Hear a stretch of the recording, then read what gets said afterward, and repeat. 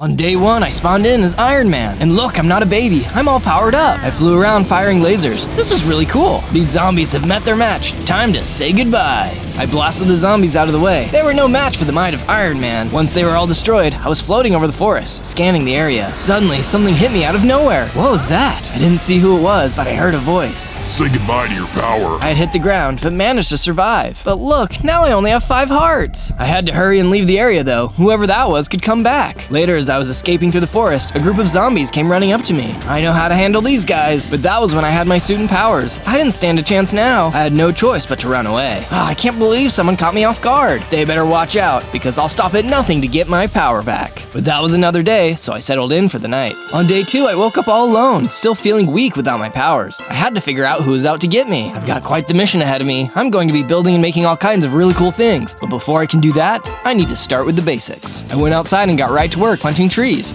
With the wood I had collected, I then made a crafting table. Using the crafting table and my leftover wood, I made myself some wooden tools, including a sword. Time to find some lunch. I went outside and soon came across a rabbit. That's going to have to do for now. I chased it down and got its meat. I might be trapped in the wilderness with no powers, but that doesn't mean I have to eat raw meat. As I took a look around, I soon came across a village. In the middle of the village was a campfire. Let's get cooking. I laid down my rabbit meat and let it sizzle. Soon, I had some cooked meat. I took a bite and was feeling much better. Suddenly, I realized what kind of village it was. It was a pillager village. Uh-oh, time to run. Pillagers chased me, but I managed to get away without losing my life. Later that evening, I took the simple supplies I had collected to start making myself a house to stay in. If those pillagers found me, at least I would have some walls to protect me. Soon, the hut was complete, and I settled in for the night. On day 3, I awoke to a knock on the door. Who could that be? I opened the door and saw it was Captain America. Or well, I guess it was just Steve Rogers. He wasn't looking so good. Steve, what's wrong? You're not looking like your normal fit self. I was worried something had happened to you. I see now I was right. Your friend Ironmonger is to blame for this. I was minding my own business when he suddenly came out of nowhere. I don't know how he did it, but he managed to take away all of my powers. We might not be strong enough to help him right now, but we need to hurry and warn the others he's coming for him. That's a good point. Let's stick together while we figure this out. Steve agreed, and so we figured it would be good to start building a proper base. We did some scouting around and soon found a nice cliffside that would work perfect. I didn't have my powers, but I could still get shipments of stuff sent to me. After a bit, an express delivery with all the supplies we'd need showed up, and we got to work. Building a house on a cliff like this reminded me of my mansion in Malibu. It wasn't going to be quite like that, but I was hoping to eventually make something just as impressive. Soon, the beginning of our base was complete. Thanks for your help, Pete. We'll let you know if anything else comes up. On days 4 to 5, Steve came over to talk. He wanted to know if I knew where any other superheroes were. Sorry, buddy, I don't. I really wish I did, though. Well, you're a pretty smart guy, right? Is there something you could invent? I thought it was a good question, but nothing came to mind. I stared at my empty crafting table when suddenly I had an idea. Oh wait, maybe that could work. I headed out to the caves to gather the materials I would need. If I could just get everything I would need, this special item would be the perfect solution to our problem. By the time I had made it into the deepest part of the cave, I had already managed to make myself some iron gear. It was about to come in handy as I was suddenly attacked by a bunch of magma cubes. Alright, boxheads, you're just what I was looking for. I swung my sword and managed to take a few of them out. As they disappeared, they dropped some charged coal. Once the threat was taken care of, I also found some nearby palladium, which I happily mined up. Alright, that's everything I'm going to need. Let's make this special item. I soon arrived back at the house and got right to it, smelting down the palladium into ingots. I also needed a compass, which Steve gave to me.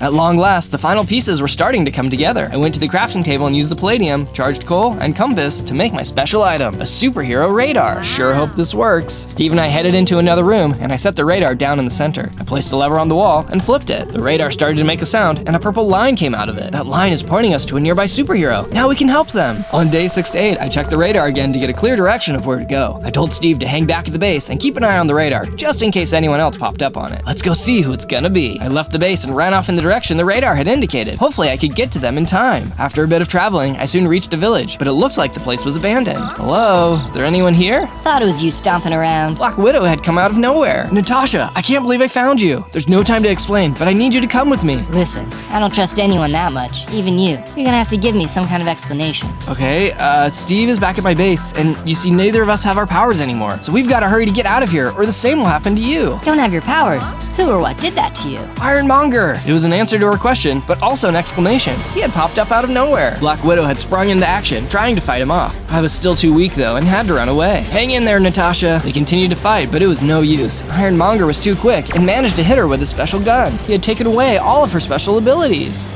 I don't know what you two are up to, but knock it off. Go live normal lives like the ordinary people you are. Before he could do us any more harm, we ran away. I couldn't believe he was able to do it again. On days 9 to 10, Black Widow and I arrived back at the base. We met up with Steve. Natasha, it's good to see you. Wait, did something happen? It was Ironmonger. I had gotten there in time, but he showed up and was able to steal her power. Oh no, did you see where he went? No, we had to get out of there. I hate this feeling. I've never felt so useless. It's okay. Keep your head on straight. I need some time to clear my head. I decided to get to work, building Natasha her own place to stay at the base. It was good to have a project to keep my mind busy. I couldn't believe I was beaten by my own friend. Soon, Natasha's room was complete. On days 11 to 12, I went to check the machine and saw there was a new signal, but this time it was different. What is it? What does it mean? Not 100% sure. It's a new invention that even I don't understand completely. Well, if it's pointing to a friendly, it's worth a shot trying to save him. Yeah, I'm not so sure, Cap. What good are we as rescuers if we can't really rescue someone? Ironmonger is just going to show up again. You don't know that. And come on, you know there's more to this than just being the strongest.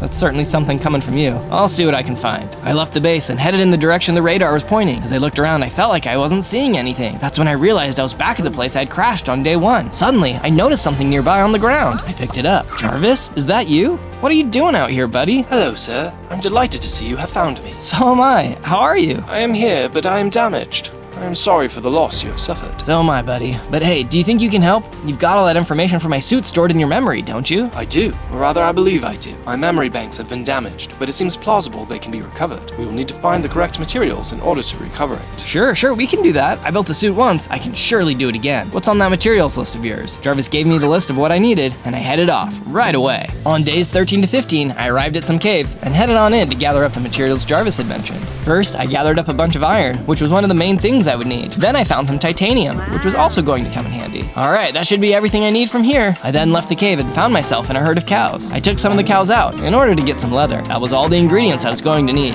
Time to get back to the base. On days 16 to 19, I made it back to the base and went into my garage. It was crafting time. I put the iron in the furnace and started smelting iron ingots. Then it was titanium's turn, which started smelting into titanium ingots. While the ores were smelting, I then opened a nearby chest and grabbed some glass I had. Then at the crafting table, I added the glass to some iron and palladium to make myself a new arc reactor. At last, power! With my new palladium arc reactor, I could start to put together a new suit. I grabbed the ingots I needed out of the furnace, then used iron, titanium, leather, and the arc reactor to make myself a chest plate. Oh yeah, here we go. With the chest plate finished, I then used the rest of my materials and made the leggings, boots, and of course, the helmet. This isn't the best suit I've ever made. In fact, it's just as good as the first one I built in a cave in the desert, but it'll be better than having nothing. Hey, what have we got here? Steve and Natasha had walked into the garage. You built a new suit. It's gonna be so good for you. How did you pull it off? It was with the help of Jarvis. I found him at the crash site. His memory is damaged, but he remembered enough to help me build the suit. Think that's a good idea? Do you think it's not? No, it's great. It's just that you said Jarvis was damaged. I'd hate to see something go wrong. I assured him that Jarvis was working well enough to help me make the suits again without putting any of us in danger. That seemed like an excuse though. Steve was probably just jealous I was getting my powers back and he wasn't. Before I could say anything else though, Natasha mentioned that she and Steve had gotten more food and stored it in the kitchen. All that crafting had made me hungry. I went over there to cook up some steak. This is going to be much better than wild rabbit, that's for sure. When the steak was ready, I scarfed it down. Delicious! I then went and started to make some more upgrades to the base. I was a man of luxury, so I decided the house needed a swimming pool. I picked a good spot and got the thing installed. All this building has given me an idea for one more big project. I headed out and got to work building a statue. These were dark times, and there was always one thing that could be a light in the darkness. Let me know what you think I'm building. Soon, the first part was complete. On days 20 to 22, I heard a notification go off on the radar, telling me another superhero had been found. I went and told Steve and Natasha the good news. They both wanted to come with to find who it was, but I told them it might be good for just me to go, given that I was the only one who had regained any of my power. As I put my suit on, I saw my health increase to 8 hearts. I was also stronger and had a flamethrower attack. It was time to help our fellow superhero. As I got closer to the place the radar was pointing me to, I saw a large tower in the middle of the forest. I knew just who I would find inside. As I reached the top, I could see Dr. Strange was there. Steven, be on your guard. Ironmonger is running around stealing everyone's power. What? He immediately got ready to fight. It was just in time too, as Ironmonger came flying over, firing down on us.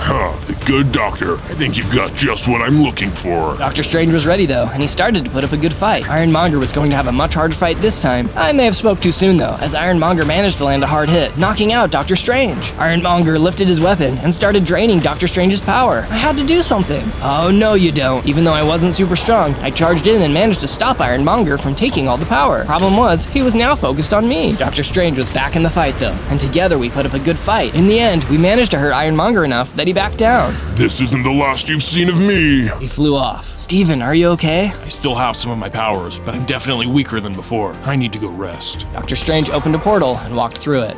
Well, that was a quick exit, but at least we could stop him from losing everything. I better get back to the base and see who else we can help. On days 23 to 26, I was on my way back to the base when Jarvis piped up with some helpful information. Sir, my sensors are indicating a lot of silver nearby. I think that could help. Jarvis then told me what direction to go, and I headed there right away. As I arrived at the location he was sending me to, I didn't see anything. Are you sure this is the right place? There doesn't seem to be anything here. The silver may be beneath something, but I'm 99% sure it is here. Well, guess I better start breaking blocks. I started breaking things as I looked around and soon saw an entrance to a dungeon. What is this all about? As I went deeper into the dungeon, I ran into a bunch of piglins. You piggies better watch out. That's when I noticed that they had all kinds of materials stored down here. Hope you guys don't mind if I use some of this stuff.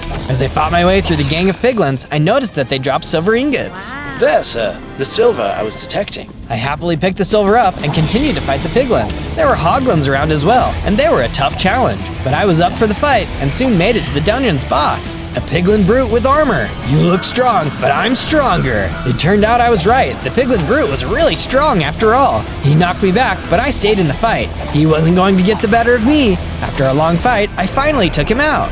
He didn't drop anything. But look, a chest. I went over to the chest, which was filled with silver. This should be more than enough. I hurried back out of the cave. On days 27 to 31, I arrived back at my base. I met back up with the team to tell them the good news. Guys, I was able to find Dr. Strange, and together we were able to fight off Ironmonger. Dr. Strange was weakened, but he was able to keep his powers. Everyone was really excited to hear the good news and couldn't believe Ironmonger had shown up again. Everyone, that is, except Steve. He kept his powers, huh?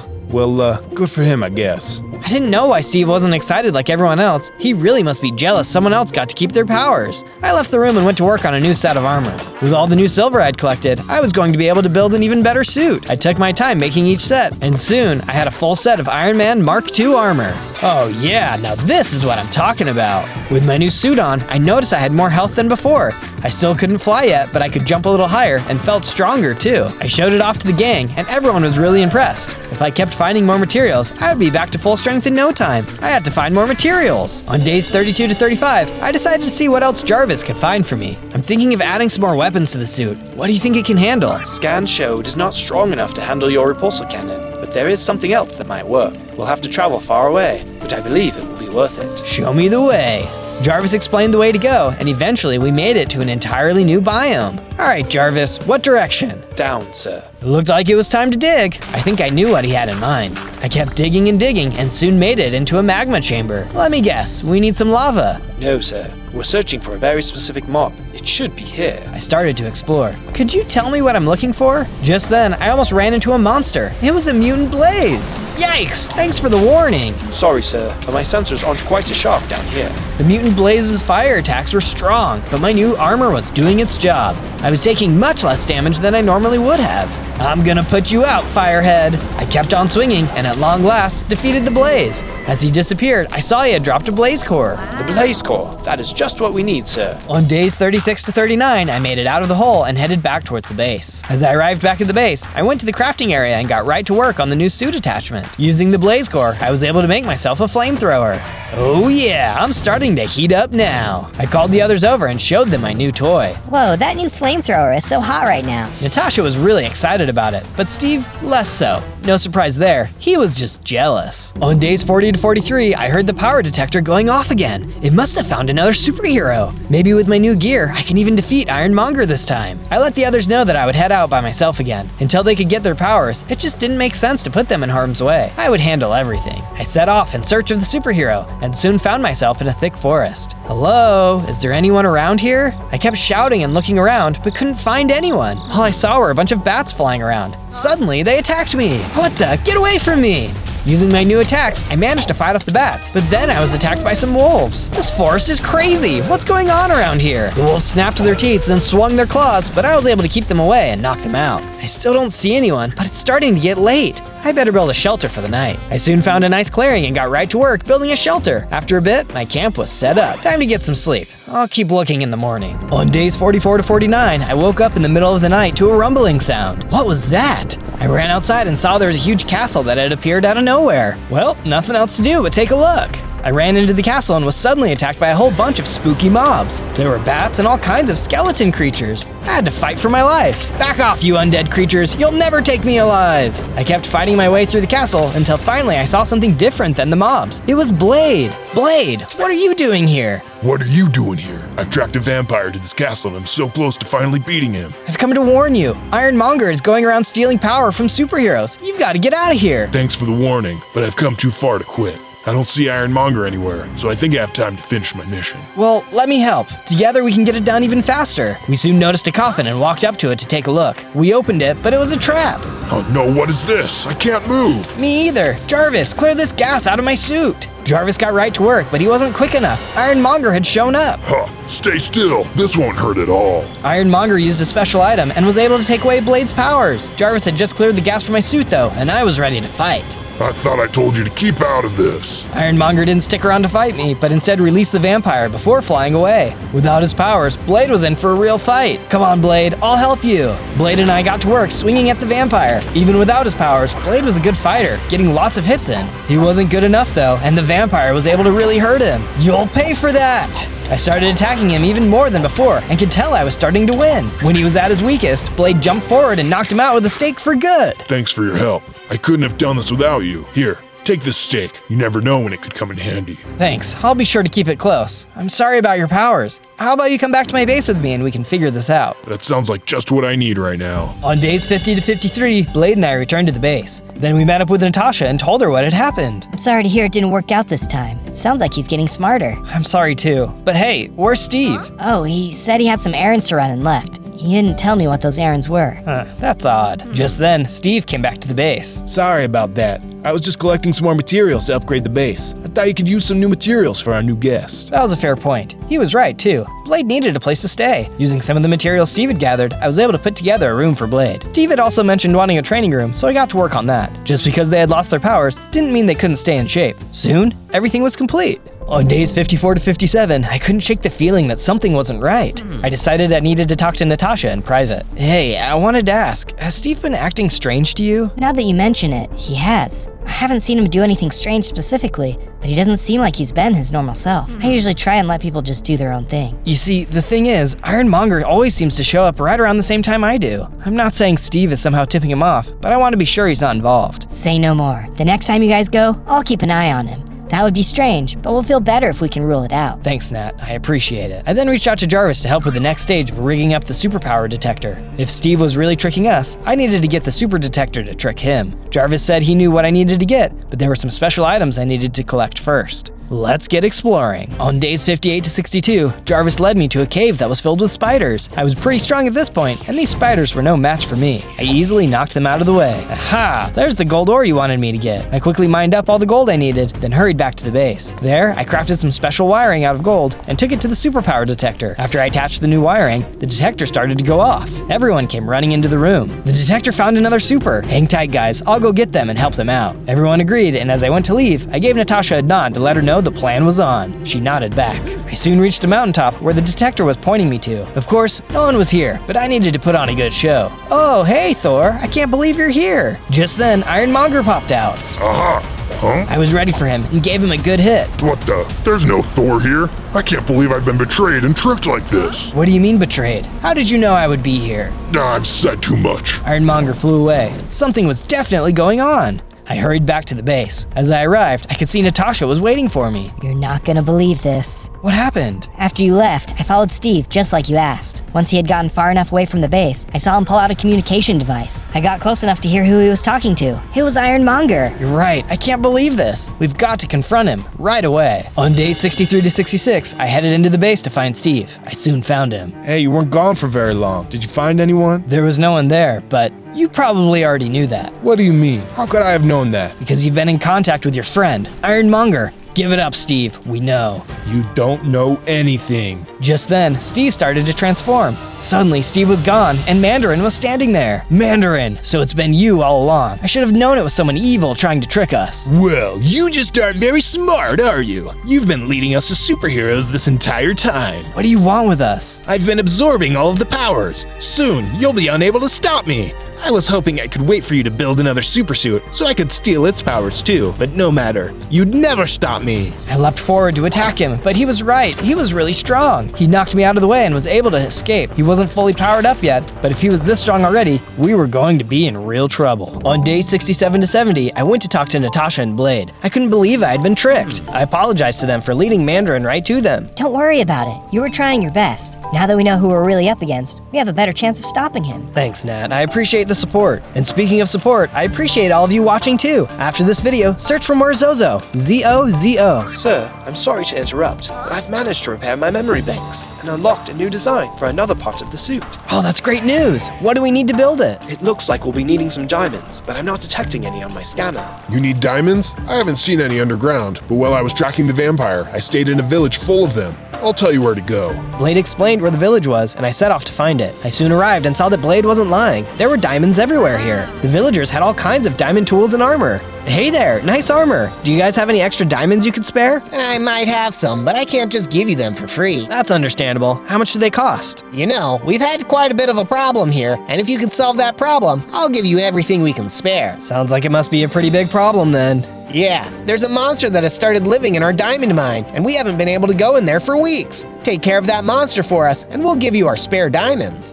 Okay, I'll do it. Tell me where to go. On day 71 to 74, I arrived at the diamond mine, but the place looked abandoned. I guess the monster really cleared this place out. Better see what I can find. I went into the cave but didn't see any diamonds. I didn't see anything for that matter. The place was super dark. As I went deeper into the mine, I placed torches to help me see. The mine kept going deeper and deeper. I was starting to wonder if it would ever end. At long last, I reached what seemed to be the final room. There's nothing here. Maybe the monster left or something. Just then, I noticed that the torches I had placed along the wall were starting to go out. One by one, they broke, getting closer and closer to me. Suddenly, the vampire from before appeared. What? I thought we defeated you. The vampire smirked and then attacked. He was even stronger than before, and this time he had some tricks up his sleeve too. He burst into a ball of smoke, summoning a group of bats. What in the world? This is crazy! The vampire had disappeared. I had to defeat these bats. I ran around trying to cut down as many as I could. Suddenly, I felt a hit. The vampire had reappeared. Get out of here, Dracula! I still couldn't believe this guy was still around, but I guess it's true. Vampires can never really be defeated. That's when I remembered. The stake!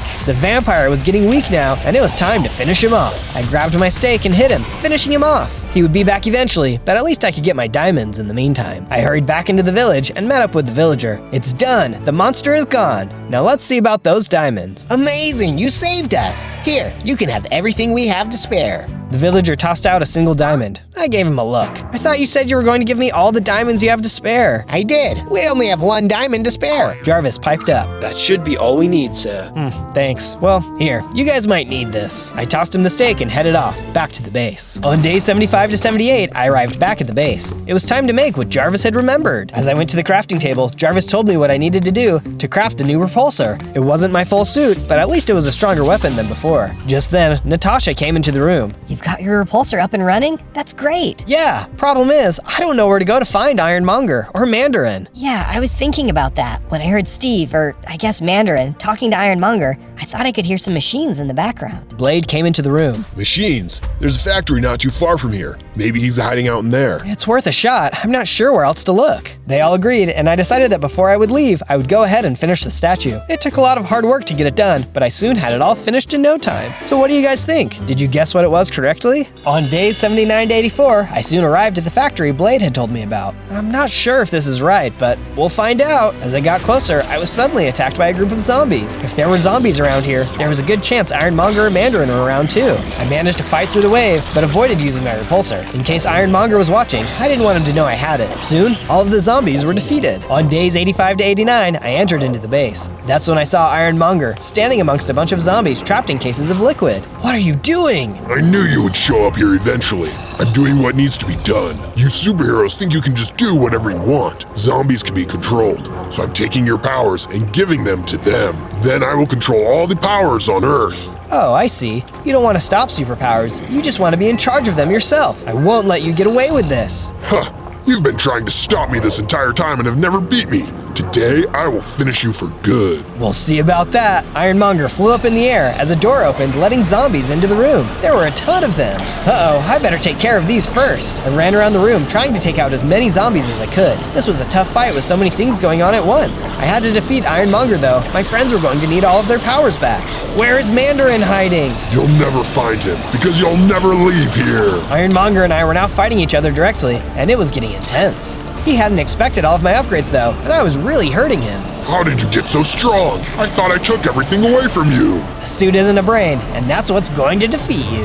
I fired my repulsor at him and took him out for good. As he disappeared, I saw he had dropped some unique parts, which I picked up. Sir, we can use these materials to remake your strongest suit. Yes, now we just need to find Mandarin and get everyone's powers back. Let's do this. On days 90 to 94, I made it back to the base. I ran right over to Natasha and Blade to tell them the good news. I was able to defeat Ironmonger. The bad news is that he was trying to inject zombies with your powers. That's horrible. It's a good thing you beat him, though. Speaking of, any way to get our powers back?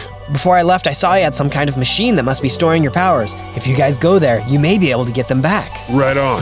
Thanks for all of your help. You've got it. Now I've got to get to work returning to my final form. I rushed over to the garage as the others set off for the factory. Using the materials Ironmonger had dropped, I got to work building my final Mark III version of my armor. After a lot of hard work, my armor was restored. Yes, it's going to feel so good to fly again. I ran up the stairs of the house and over to a balcony. Here we go. I jumped off and nothing happened. I landed in the water below. Jarvis, what's going on? Sorry, sir, but while your suit has been restored, the flying capabilities still need some repairs. Don't you think you could have told me that before I jumped off the cliff? My apologies, sir. It's okay, no harm done. Now where do we need to go? On days 95 to 97, Jarvis instructed me that we would be heading to the Nether, so I got to work building a Nether portal. I hadn't been able to get a diamond pickaxe, so I had to get creative. By using lava and some water, I managed to fashion a Nether portal together. It took a bit to get it all done, but soon I had my own Nether portal ready to go. All right, Jarvis, show me the way. I stepped into the portal and soon found myself in the Nether. This place always gives me the creeps. Let's make this quick. There was some quartz nearby, so I quickly ran over to it and mined it up. Luckily, that was all I needed, so with my pockets full, I jumped back into the portal. Back in the garage, I got right to work, crafting the flight module. It didn't take too long, and soon, it was all complete. I walked back towards the cliff, jumped off, and it worked. Yahoo! I'm a flying man once again. I took some time flying around, feeling good that I was finally powered up. Just then, Jarvis delivered some interesting news. Sir, the superhero detector at the base is going off. The signals are off the charts. I hurried back to the base and went into the detector room. The machine was going crazy. The signal is way too strong for it to be Natasha and Blade getting their powers back. Mandarin must be up to something. It was time to take him down. On day 98, I headed off in the direction the detector was pointing. Not too much later, I saw a giant base rising out of the ground. This has to be Mandarin's base. Just then, I was attacked by a bunch of zombies. Oh no, he must be trying to do the same thing Ironmonger was. I've got to get to him, and quick. I was so strong that I knocked the zombies out of the way, no problem. But there was still a lot of them. I also couldn't help but notice some of them were stronger than others. I had to hurry and get to the top. Out of the way, zombros. I kept firing my repulsor cannon until at long last, all of the zombies were defeated. I ran over to the stairs and started heading up to the top. As I got close, I passed a sign in the distance. Oh, subscribe! You should do that right now. And once this adventure is over, go look up some more of my other ones. Just search Zozo, Z-O-Z-O, to find them. On day 99, I reached the top of the tower and saw Mandarin floating in the sky. Wait, how are you floating? Impressive, isn't it? You're too late. I've absorbed your friend's powers, and now you'll never be able to defeat me. No, I don't believe it. I'm going to knock their powers out of you. Bring it on, rich boy. Mandarin started firing energy blasts at me, causing some big explosions. I returned fire, launching attacks with my repulsor cannon. I had to be careful though. Getting caught in those explosions really hurt. The time of the superheroes is over, and the time of the supervillain has begun. I managed to get a hit in with my repulsor, which stopped his monologue. But suddenly, a bunch of yellow smoke appeared, and Mandarin was gone. Where did he go? Looking for me? Mandarin reappeared, launching more energy blasts. He could teleport now. This wasn't looking good. I had started to fly around, but this was tough. I was hanging in there, but I didn't know how long I could last. What's wrong? Am I too strong? Let me make this easier for you and finish this. There was another plume of yellow smoke, and Mandarin copied himself. I was getting attacked from all sides. Oh no, he's too strong. I was taking out some of his clones, but there was no way I could keep this up. I finally took out the clones, but took a heavy hit. One more hit, and and it was all done for me. I removed my mask. I'm going to enjoy this. You have been a thorn in my side for too long. Suddenly, a portal opened, and all of my friends came running through, including Doctor Strange and Captain America. Thought I ought to pay you back. This guy stole my face. That's America's face, not his. We were able to get our powers back. All thanks to you. Now let's return the favor. Well, aren't we all just one big happy family? Well, you're too late. I'm not just as strong as all of you. I'm stronger. Mandarin cloned himself again, and we all started to fight. It was on now. He was still strong, but there was no way he could take us all down, because even though we might be equal in power, we had something he didn't. Friendship.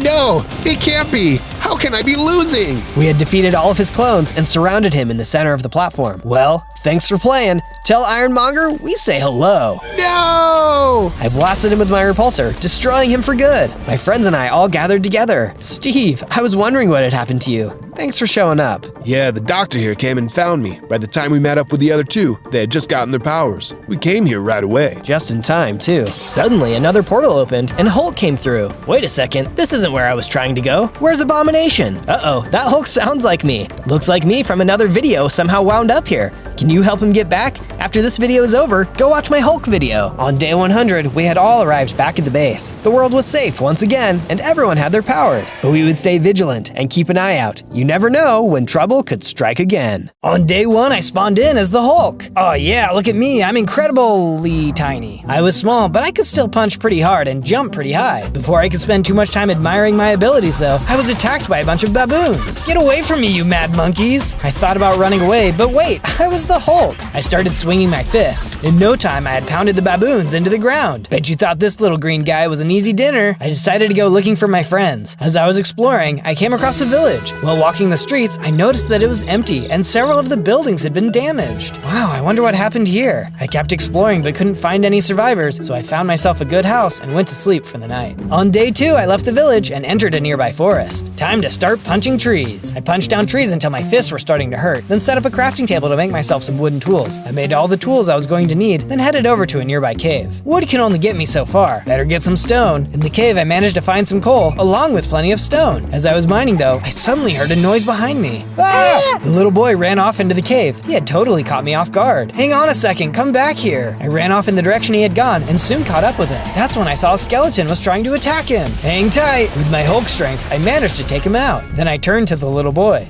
Please don't eat me. Eat you? Why would I eat you? So, you're not gonna eat me? No, of course not. I don't want to hurt anyone. What are you doing down here in this cave? A big monster came to our village and destroyed it. My mom told me to hide in this cave. The monster reminded me of you, but I guess you're not as big as he was. Like me? Huh, that's confusing. But do you think it's safe to go back to the village? I didn't want to break it to this kid that the village had been completely wiped out, so I didn't. It's still pretty scary out there, so our best bet is just to stay here in the cave. We can go look for your family tomorrow. On day 3, the boy, whose name was Nash, and I headed back to the village. This was going to be awkward. Nash showed me to his house, but it was completely destroyed. He was feeling really sad when suddenly we heard a cry from the inside. Someone is in here! I ran over to a pile of rubble, and underneath I could see a pair of eyes. It's Mila. That's my big sister. I quickly cleared out all of the blocks, letting the little girl out of the rubble. Are you okay? What happened here? I think I'm okay. It was a green monster that attacked us. He was big and scary.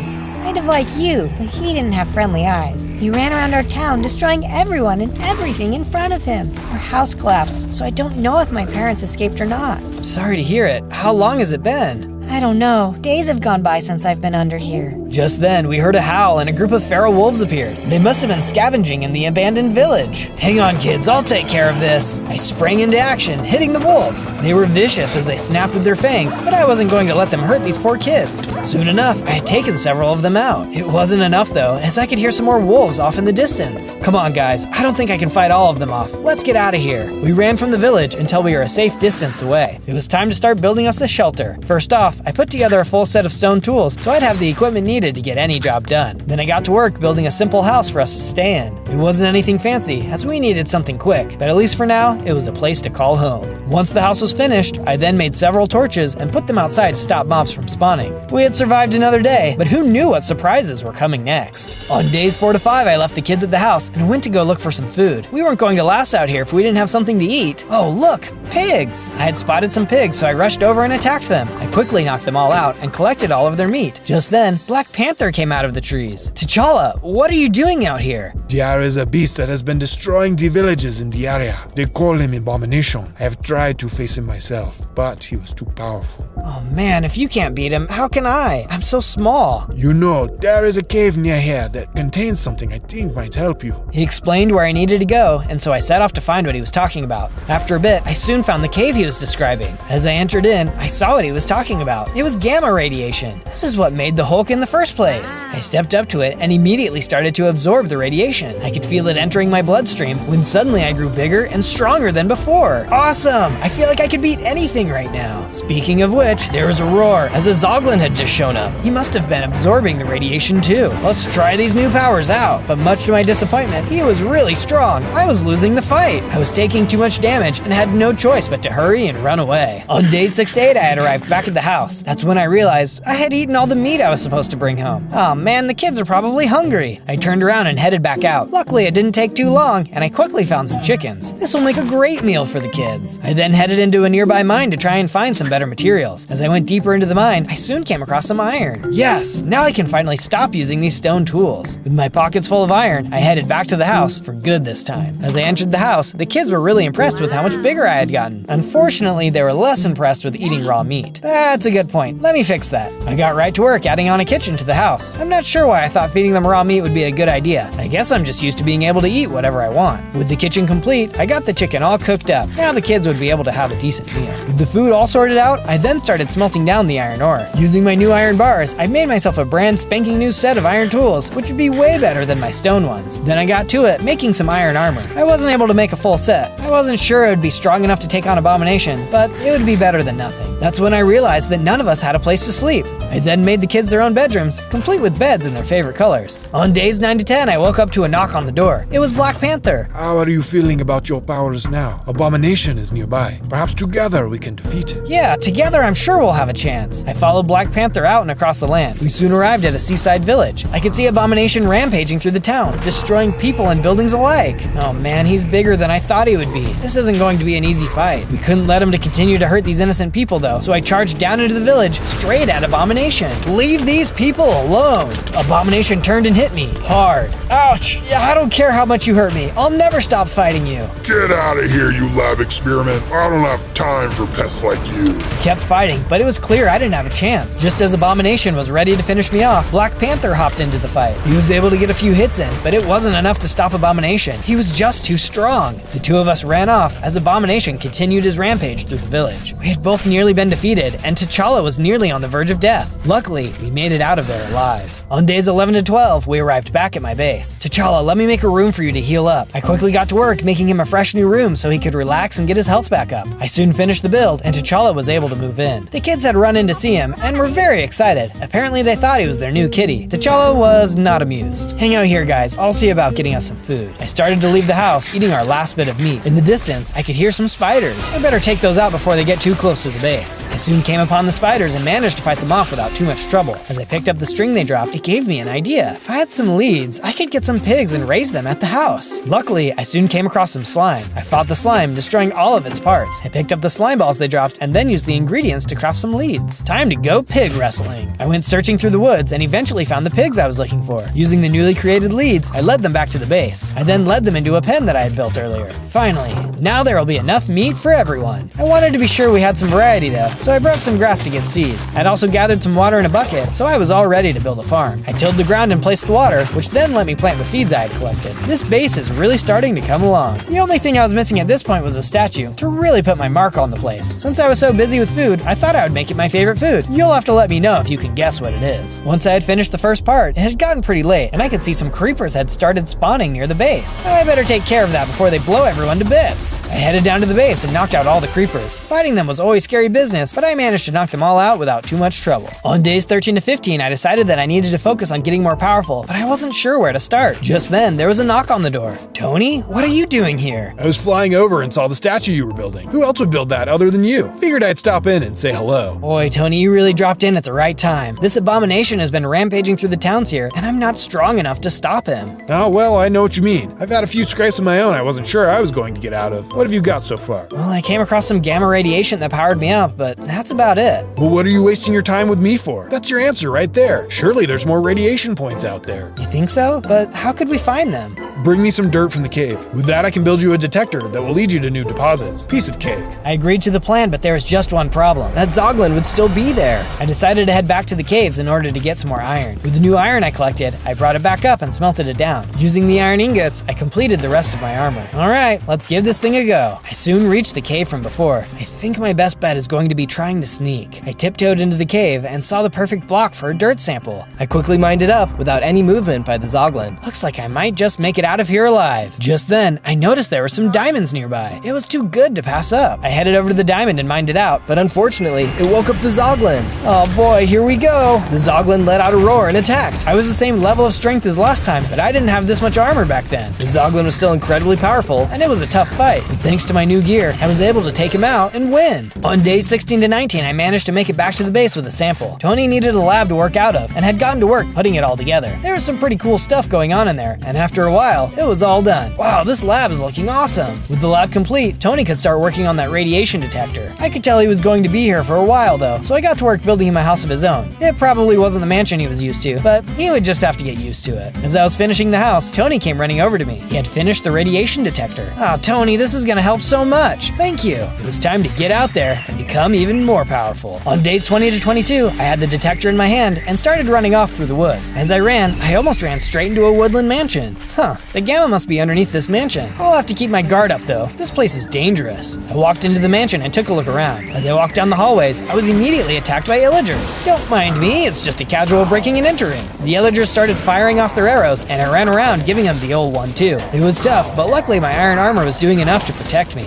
I kept pushing my way through, fighting the illagers off as I went. Eventually, I saw a chest room and started taking a look inside. Oh wow, these materials will be perfect for my statue. What luck! I checked more chests and found even more materials in the chests. As I passed around the room, I saw something floating on a pedestal. Power gloves. I'll bet I can punch super hard now. I kept following the tracker and came across some more illagers. Using my new power glove, I was able to knock them out much faster than before. Boy, am I glad I found this thing. As I continued down the hallway, I soon saw a very strange looking set of stairs. This must be the place. As I reached the bottom, I saw a massive warped mosquito. Hi, wanna move? Suddenly, the mosquito took flight and charged. This dude had clearly been hitting the gym, and his punches were powerful. I had to do a lot of running and hiding to try and stay in the fight. Oh, mosquitoes were already bad enough. Why is this one so much worse? In addition to his punches, he also shot a gross looking liquid at me. I had to end this, and fast. Using the plants as cover, I managed to jump out and get hits in. It took a lot of effort, but eventually, I was able to take him out. Now that is how you squish a bug. With the mosquito gone, I headed into the doorway and could see the gamma inside. I stood in place as I absorbed its energy. Suddenly, I got a little bigger and gained more hearts. Yes, this will never get old. As I was getting ready to leave the mansion, I caught the scent of a nearby farm, but it was inside. I went down the hallway and saw a room full of carrots. Well, the illagers aren't going to be needing this anymore. I gathered up as many carrots as I could. Now we'd have a more reliable food source. Time to get back to the base. On days 23 to 26, I got right to work planting all the crops I had gotten from the illagers. As I was finishing, I heard Black Panther calling to me. Well, we don't have more radiation for you. Perhaps we can train you to get you stronger. Well, I'm sure every little bit will help. I'm in. I headed out behind the house and got to work building a new training course according to T'Challa's instructions. It was looking like it would be a fun course, but certainly challenging. Once the course was complete, T'Challa ran through it to show me how it's done. He made it look really easy. Alright, I'll give it a go. I did my best to run through, but definitely made some mistakes. This was going to take some practice to get better. After giving it a few tries, T'Challa suggested that we try fighting. I hope you've got your armor on tight. I'm gonna smash you. Good luck. We faced off and started to fight. I was really strong, but I think that was my mistake. The Black Panther was an experienced fighter and was able to get more hits in. In the end, he was able to defeat me. Aw man, looks like I've got a lot of work to do. Do not worry. Even the smallest seeds can become a mighty tree. You will get there. On days 27 to 31, I was feeling especially motivated to get stronger. I decided to start looking for some more radiation stations. Okay, let's see where this thing leads me this time. I followed the radiation detector across the land and eventually reached a snowy tundra. It looks like it's pointing me to this cave over here. I didn't see any green glow glowing, but maybe it was just deep within. I headed deeper into the cave. Suddenly, I was attacked by a bunch of diamond zombies. Leave me alone! I was able to beat them back, but they were much tougher than I thought. I needed that radiation boost more than I realized. I kept going and ran into a whole group of diamond skeletons too. Luckily, some of them shot each other, so they ended up fighting amongst themselves while I took them out. Guess that's what happens when you don't have a brain. The good news was that I was able to spot some diamonds, which I happily mined out. Well, this doesn't make me stronger physically, but it will definitely give me a leg up in a fight. With all the diamonds mined, I headed back up out of the cave. Before I could get too far though, I heard a noise behind me. It was a Yeti. Uh-oh, these guys are strong. The Yeti and I started to fight. I was right, his blows were landing some hard hits. I wasn't sure I could take him, but I had to be strong. I couldn't leave those kids behind. I rose up and started landing blows. I could tell I was going to win. I only needed to land one more hit when suddenly the Yeti let out an ice attack, freezing me in place. He was hurt and ran away to go heal. This is not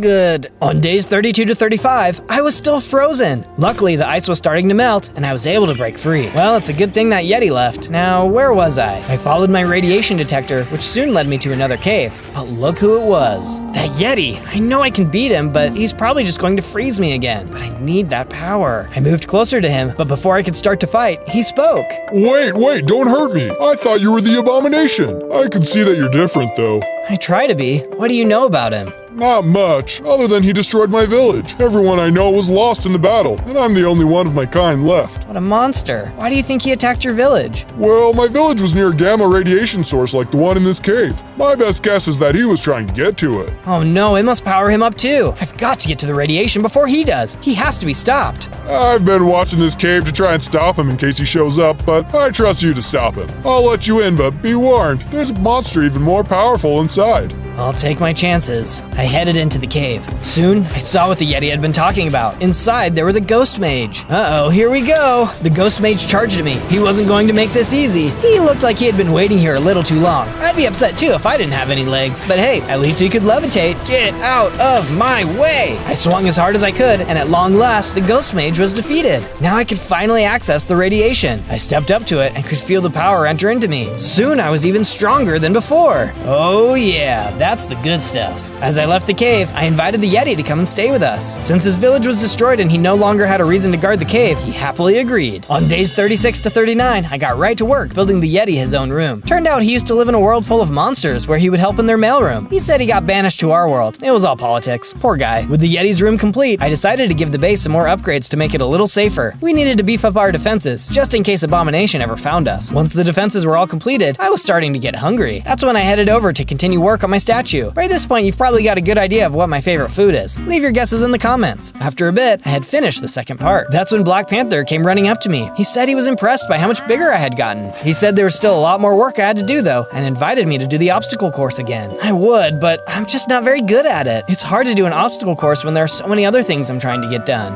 I understand, but it will help you if you can complete the course. I have an item I believe will help. Oh, I like the sound of that. I'll have to keep training then. I ran over to the obstacle course and got to work. It was still hard, but I felt like I was doing even better than before. Black Panther encouraged me, even when I fell off and had to try again. I wasn't able to beat it today, but soon enough, I would have to win that prize. On days 40 to 43, I tried to use my radiation detector to find more gamma, but it wasn't working. Oh man, what's up with this thing? I headed over to Tony and asked him what was going on with it. He explained that I must have found all the gamma radiation within range of the detector. So how can we expand the range? Tony told me to wait there and headed into his plane. When he returned, he tossed out some eyes of ender and told me I needed to get some ender pearls. Oh boy, this isn't gonna be easy. I thanked him for his help and started searching for the end portal. My journey led me across the land. At one point, I even came across some diamonds, which I was able to use to finish up an entire set of diamond armor. I'm going to need this in the end for sure. It took a lot of searching, but eventually I made it into the stronghold and soon found myself outside the end portal. I inserted the eyes of ender. Well, here goes nothing. I jumped in. On days 44 to 49, I appeared in the end. Let's get those ender pearls. There were several endermen nearby, and I got right to work chopping them down. These guys were really scary when you looked them in the eyes, but you just had to be brave. I ended up getting into more than I asked for though, and was soon surrounded by them. How was I going to get out of this one? Suddenly, there was a sound above me, and the Scarlet Witch came flying in to help. Together, we were able to take out the rest of the Endermen. Oh, you showed up just in time. I thought I was a goner. Always happy to help a friend. Do you know what's going on with the Enderman though? I noticed that not a single one of them dropped any Ender Pearls. I have noticed this as well, yes. There is something going on, but I don't know what it is yet. Well, let's stick together and maybe we can figure this out. She agreed and we continued on through the end. Nearby there was an end city, so we went to check it out. As we got closer, we saw something terrifying. Look at that Enderman, he's bigger than all of the others. We charged in and started to fight. This Enderman was unlike anything I had ever seen before. He had 4 arms and would clap them together, trying to smash me in them. He would also pick up and throw blocks at me, as well as teleport around. This battle was really tough. With the Scarlet Witch's help though, we finally managed to take him out. He let out a shriek and exploded in a display of Enderman goop. It was pretty intense. And look, an Ender Pearl. The giant Enderman had left a single pearl behind. The Scarlet Witch told me I should take it, as she had more research she wanted to do in the end. She opened up a portal for me to return to the overworld, so I stepped in to head home. On days 50 to 53, I arrived back at my base. Safely back home, I went over to Tony to give him the Ender Pearl I had collected. He thanked me and got right to work, improving the gamma radiation detector. Suddenly, there was a sound outside. What was that? As I got closer to the sound of the noise, I saw that some Endermen were there. Scarlet Witch must have left the portal open too long. I hurried to defend the base from the Endermen, knocking them out one at a time. Once they were defeated, Scarlet Witch came through the portal. Oh, I am sorry about that.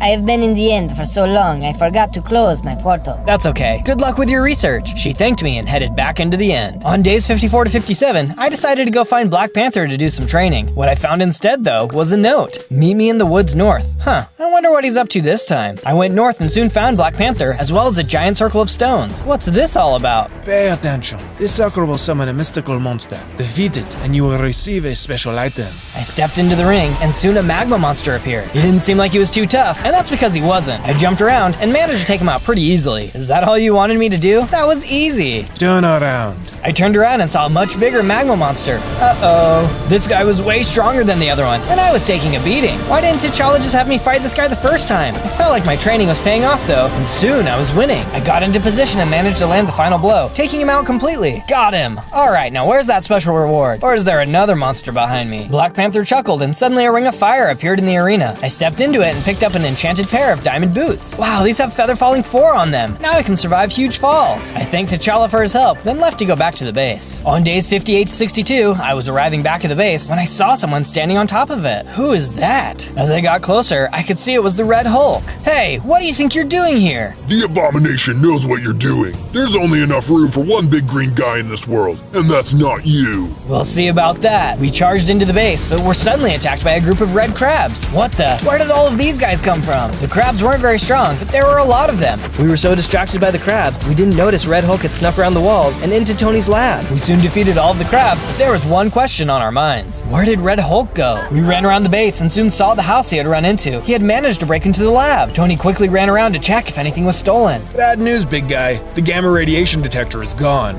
Oh no, now Abomination will be able to find all the sources before me. There's no way I'll be able to beat him without it. Suddenly, I realized something else was missing too. The kids! We ran around the base and eventually saw them hiding under a desk. They were scared, but unharmed. It's okay, guys. It's safe now. Don't worry. I promise I will always protect you no matter what. Now that everyone is safe, follow me. I can use my tracking abilities to find where the Red Hulk ran to. Let's go! On days 63 to 66, Black Panther and I were tracking Red Hulk's path. Soon, I could see a large tower in the distance. That must be it. Hang back and I'll go take care of this. I made my way over to the tower and entered in. I was immediately attacked by a bunch of red crabs. Get your pincy pincers away from me! I managed to clear out all of the crabs on the ground floor and started running up the stairs. What a weird place to call home. As I reached the top, I saw Red Hulk was waiting for me.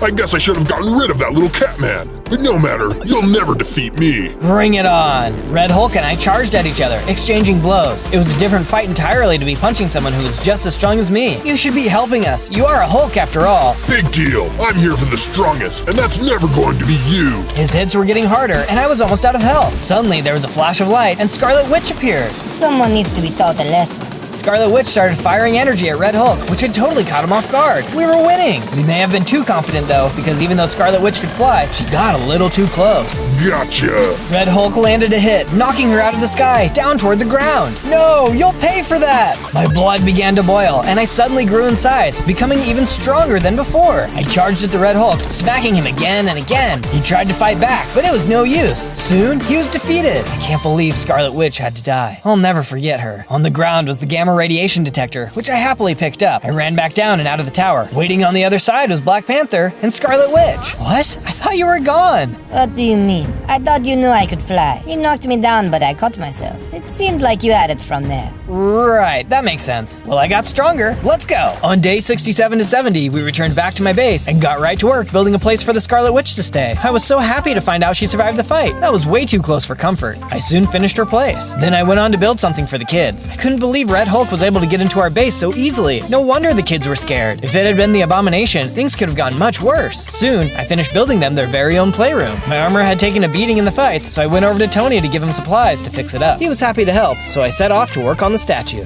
I then headed outside to finish up the next part of the statue. I'm sure you've guessed what it is by now, a hamburger. It's definitely one of my favorite foods. What's yours? Soon, the next part of my burger was complete. On day 71 to 74, I was having a horrible dream. I'd finally found Abomination, but something was wrong. He kept getting bigger and bigger, while I kept getting smaller and smaller. I wasn't going to be able to beat him. I woke up in a cold sweat. Oh, what's going on, kids? Sorry to wake you up, but we wanted to tell you thank you. Yeah, even though the base was attacked, we've never felt safer. We know you'll always do what you can to protect us. I assured them that would always be true. I believed myself when I said it, but I couldn't help but feel nervous about the fight ahead. On day 75 to 78, I felt more motivated than ever to get stronger in order to protect my friends. Alright, let's see where a boosted detector takes me this time. I followed the arrow and soon found myself back in the forest where I had been training with Black Panther. It led me to the summoning circle, which suddenly transported me to the Nether. Whoa, whoa! As I arrived, I saw tons of Mega Monsters who attacked. Jeez, all my friends really need to work on their portal management skills. These guys could have come through. I kept fighting and was able to get through the Mega Monsters. That's when I noticed there was some ancient debris nearby. Oh, excellent! I'll be able to upgrade my armor and tools to netherite with this. On days 79 to 84, I was still following my detector through the Nether. I could tell I was close. But before I could go much farther, Abomination came out of nowhere. Well, thanks for being my guide. Looks like this is my stop. Your guide? What? Huh, all that muscle and so dumb. Didn't even realize I was following you this whole time. With this radiation, I'll finally be at my full form. No! I charged at him, but even without his final form, he knocked me out of the way, no problem. I was in big trouble. He took off and went into the volcano. All I could do was watch as the volcano started to erupt. What did he do? Suddenly, a giant abomination came leaping from the volcano and landing right in front of me. Now I am truly powered up. Your little adventure ends here. I knew I didn't stand a chance in this fight, so all I could do is run. I turned as Abomination started chasing me through the Nether. I had no idea if I was going to get away. Come back here, weakling. I'm going to crush you. I ran and ran, but suddenly I came to a giant cliff. Time to say goodbye. Goodbye. I jumped. On days 85 to 89, I was still falling. After what felt like forever, I landed in a pool of water. In a jungle. How in the world did I get here? Suddenly, a crocodile came out of nowhere and attacked. It was just a few punches, and I took him out in no time. It felt good to be able to be on the winning end of a fight again. Alright, where am I? I've got to get back to the base. I took a look at the surrounding area and realized I wasn't far from my base. But thankfully, Abomination didn't follow me. I should be home in no time. As I arrived back at my base, I went to talk to Tony to tell him everything that had happened. So yeah, now I don't know how I'll be able to beat him. Well, there might be one more gamma spot you could use. I didn't mention it before because it's pretty hard to get to. Where do I need to go? I'll do whatever it takes. It's deep inside of the earth. Give me some time to improve the detector, and I'll be able to lead you right to it. There wasn't a whole lot for me to do but wait, so I decided to use the time to finish the hamburger statue. I know it was kind of a strange thing to build, but there was something about a giant hamburger that just gave me a sense of normalcy in this crazy world. Soon, the statue was complete. On days 90 to 94, I went to visit Black Panther. Alright, T'Challa, today's the day. I'm going to beat your obstacle course. You are already strong enough, my friend. You don't need to prove anything on the obstacle course. I have to prove it to myself. Besides, I want to win that item you mentioned. Ah yes, the item. Go on then. I ran to the course and got right to it. I could get all the strength and muscle in the world, but if I couldn't triumph a test of will, what good was it? The obstacle course was still as hard as ever, but my friends believed in me, and I had to win. Before I knew it, I had beaten the course. Yes, I did it! Well done, well done. Here is your prize, as promised. Black Panther tossed out a hammer. Is that Mjolnir? Thor's hammer? I picked it up. Wait, I picked it up. It's just a replica. I may have made it sound cooler than it was going to be. Sorry about that. It's okay. I actually really like it. It reminds me of my friend. If only he could be here too. That's when I had an idea. I headed over to the hamburger statue and started to make some adjustments. I decided to add a helmet and some arms. It wasn't my friend, but I was happy to have a reminder of him. I was admiring my statue when suddenly Thor appeared. Thor, what what are you doing here? Well, I'm not really there. I'm just kind of there. But the real question is, why did you make me a hamburger? It's a long, hungry story. Don't worry about it. Sure. Say, we do sound a lot alike, don't we? Well, that's because I spent 100 days as you before. Oh yeah, that was awesome. Everyone should go watch that video next. Yeah, absolutely. All right, well, good luck on your upcoming fight. I know you'll smash it. Nice, you're always so funny. Talk to you soon. Thor disappeared. Time to go check on that new detector. On days 95 to 97, I went to Tony's to see if he had finished the detector. As I entered, it looked like something was wrong. Tony, what's going on? Tony was floating in a water tank on life support. I took a look around and saw a note lying on the table. What was going on? Only thing that could give the detector enough juice was my arc reactor. I will hang out here till then. He's risking his life for me to find this. I can't let him down. Before I could leave though, I had to go say goodbye to the kids. They thanked me for giving them a safe place to live and wished me luck in my battle against the abomination. As a final gesture, they gave me a piece of jewelry to remember them by. Now there's just one thing left to do. Using all of the ancient debris I had collected in the nether, I managed to make some netherite scraps. Then I used that to make some netherite ingots. Finally, I was able to upgrade all of my equipment to netherite. On day 98, I had reached the Badlands. The detector had been steady so far, so I knew I had to be getting close. Okay, it looks like this is the spot. Man, how deep do I need to go? Just then, there was a giant, scary bug, and he looked hungry. Buzz off, bug boy. The bug was a vicious little, well, big fighter. I had never met something so determined to end me. The only way a bug could be this big has to be because of the radiation. I kept swinging my fist and was eventually able to knock him out. All right, let's level up for the last time. I stepped up to the radiation and nothing happened. What's going on? I'm not absorbing the radiation. That's when I realized I never was absorbing radiation to get bigger. Every time I had gotten bigger, it was because I was angry about a friend being in danger. I took a look at the locket the kids had given me. Inside of the locket was a picture of the kids with their now missing parents. The abomination has taken so much away from everyone I care about. I have to be stronger. I was so angry about it that I started to feel the power flowing into me, and I was about to grow bigger than ever before. On day 99, it came bursting from the ground in my final giant form. And look how many hearts I have. Time to find the abomination. That's when I noticed that the detector could find other gamma radiation users. Man, Tony thought of everything. I flicked the switch and saw it was pointing at me. Wait, that's not right. I flicked it again and it pointed another direction. Oh no, it's pointing to my base. I took off running. My friends were going to be in trouble. Back at the base, there was an explosion outside the walls. The kids hurried and ran under the desk for cover. Here he comes, Wanda. Get ready. Abomination came breaking through the wall as Scarlet Witch and Black Panther tried to hold him off. They were doing their best, but he was too strong. As I got closer to the base, I could see the fight was intense. I hurried and jumped in. Nice of you to join us. Couldn't let you guys have all the fun. How about you two shut it and let me pound you into the ground? We'll see about that. We continued to fight as the abomination exploded more and more of the base. We had to win, but he was too strong. He kept knocking us back. Suddenly, there was an explosion, and the side of the children's room exploded. Help! Oh, now you've got me really angry, and you won't like me when I'm angry. A surge of energy came into me, and I grew even bigger than I thought was possible. Hulk smash! I started swinging, punching the heck out of the abomination. What? How? Where did this come from? The abomination was really backing down now. I punched and punched. Then at long last, he was defeated. Goodbye for good. We took a moment to celebrate our victory. But wait, what about the children? We rushed over to the house and found the kids under the desk. Oh, thank goodness you're okay. They laughed and cried out of happiness. They gave me a hug and I started to calm down. As I calmed down, I shrunk back to a more normal size. The danger was gone. On day 100, we took time to rebuild the base. The danger was gone, but who knows when it would strike again. But when it did, we would be waiting, and we would be ready. On day 1, I spawned inside of Gotham City as Batman. Well, Bat Baby. And to no surprise, it's under attack. Being this tiny is a little intimidating with all the fires and criminals running around. It's a giant disaster. Someone needs to clean this town up. Just then, the Joker appeared. Hear ye, hear ye! In a mere 100 days, I will be launching my new product. Yes, that's right. I will be flooding the world with Smilex gas. Hee.